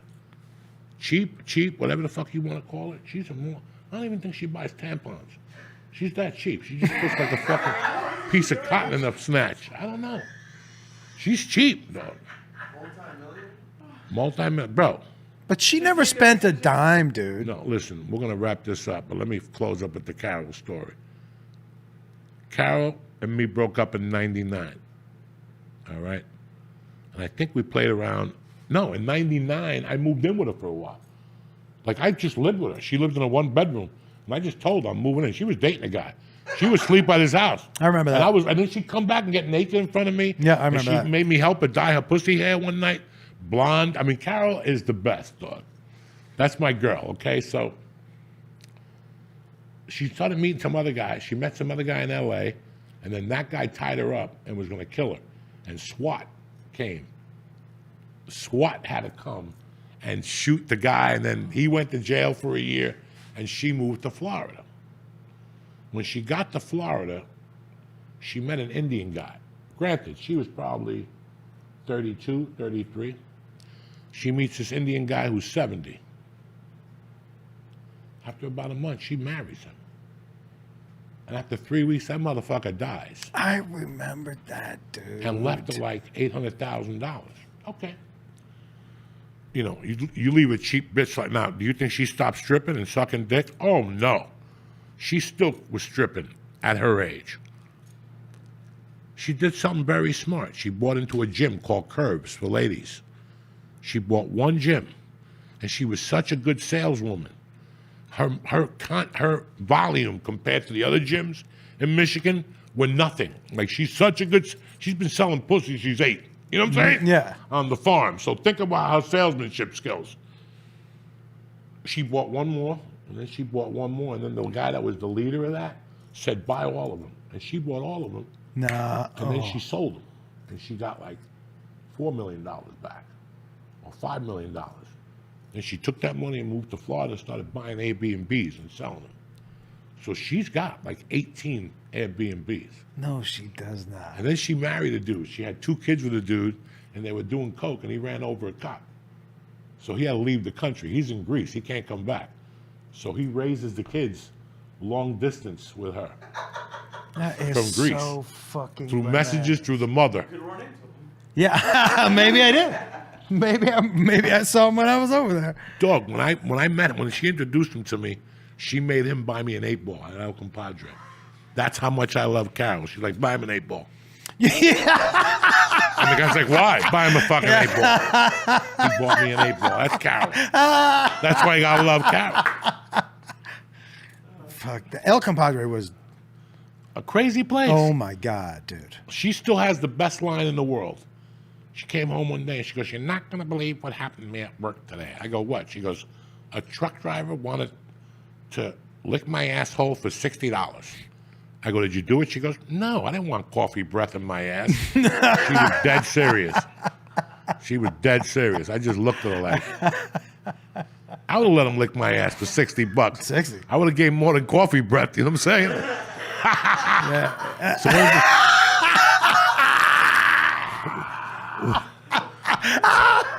Dog, you have no idea. I remember putting a bottle of, not Martini and Rossi, the other one, the wine cool in the pussy. One day we were at a The fucking Bartles and James. Bartles and James. We were at a fucking resort, and it was a cave where people couldn't see in, but water was running. And we got into an argument. And she was laying there with a bottle. I was drinking the wine cool, and she's laying that way reading the book with her ass out. So I'm like, look at her ass. I took the corn. There was no wine cooler left. And I started rubbing her ass with the bottle tip. And then I fucking was robbing her monkey with the bottle tip. And then I just slid over the panties and started working her with the bottle like a fucking animal that I am. My dick started getting hard, and I'm working her with that bottle, and I'm pumping my hips, and I'm like, I'm going to kill this bitch with this bottle. And she's like, and she's yelling, and I'm fingering her with the bottle, and I'm getting all excited. And all of a sudden I hear, and a bunch of blood shoots in the fucking bottle. Because the suction from the bottle pulled her old period out. It was like brown blood. And I just dropped the bottle. And Did you faint? Fainted like a motherfucker. She's trying to wake me up. People had to come over. And what happened? Nah, he fainted. The fucking bottle had blood on it. I thought I broke a pussy with the bottle. I thought it broke and it cut a pussy. But it was brown blood. It was that But also, nasty period blood. do you still faint with blood? I did for the ear surgery. Yeah. Like when the lady took but I only fainted because the fat chubby chick had sauerkraut breath and she was breathing on me and I could smell it. And I'm like, I'm getting anxiety. This chubby chick is breathing sauerkraut breath. I'm like, fuck. When's the special come out, dog? What's today? When does this come out? Tomorrow. Oh, it's out today. All right. So It drops today. So tomorrow you can wake up in the morning and watch Josh Wolf's new special on YouTube. Where you at this week? San Antonio. I'm in San Antonio this week with Jacob. ComedianJoshWolf.com for all the roast stuff. And where are you this weekend? On Friday, I'm in Oxford, Mississippi, and Saturday, I'm in Memphis. All right, you're definitely getting mugged this weekend. You ain't coming back. There ain't no Jews in Memphis, and there ain't no Jews in Mississippi. When are you touring next? I go to 23rd Parks, and then 23rd Parks, 6th Florida, 28th the Dojo of Comedy for another Bucket Chaos, and this Thursday I'm at the Dojo of Comedy, and I just added September 5th at Uncle Vinny's, which they have like 4 tickets left, so get them now while tickets are hot, whatever the fuck. I'm just trying to get loose for September 6th, and then Why? What's September 6th? that's the gig. Oh, that's the gig. Yeah. Oh, okay. Yeah. So I got Philly the week before, and then we... Do you know what it feels like? What the 45 minutes feels like right now? I don't even... way better. Yeah, but I don't even know what the 45 minutes is anymore.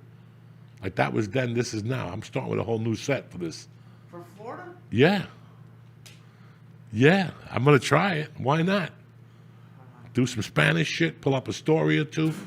I got to get vulnerable again, so I got to figure this shit out. So, but good luck on the special. Thank you, dude. Good It's luck always in good to see Memphis, you. cocksucker, and Mississippi. You're gonna need it.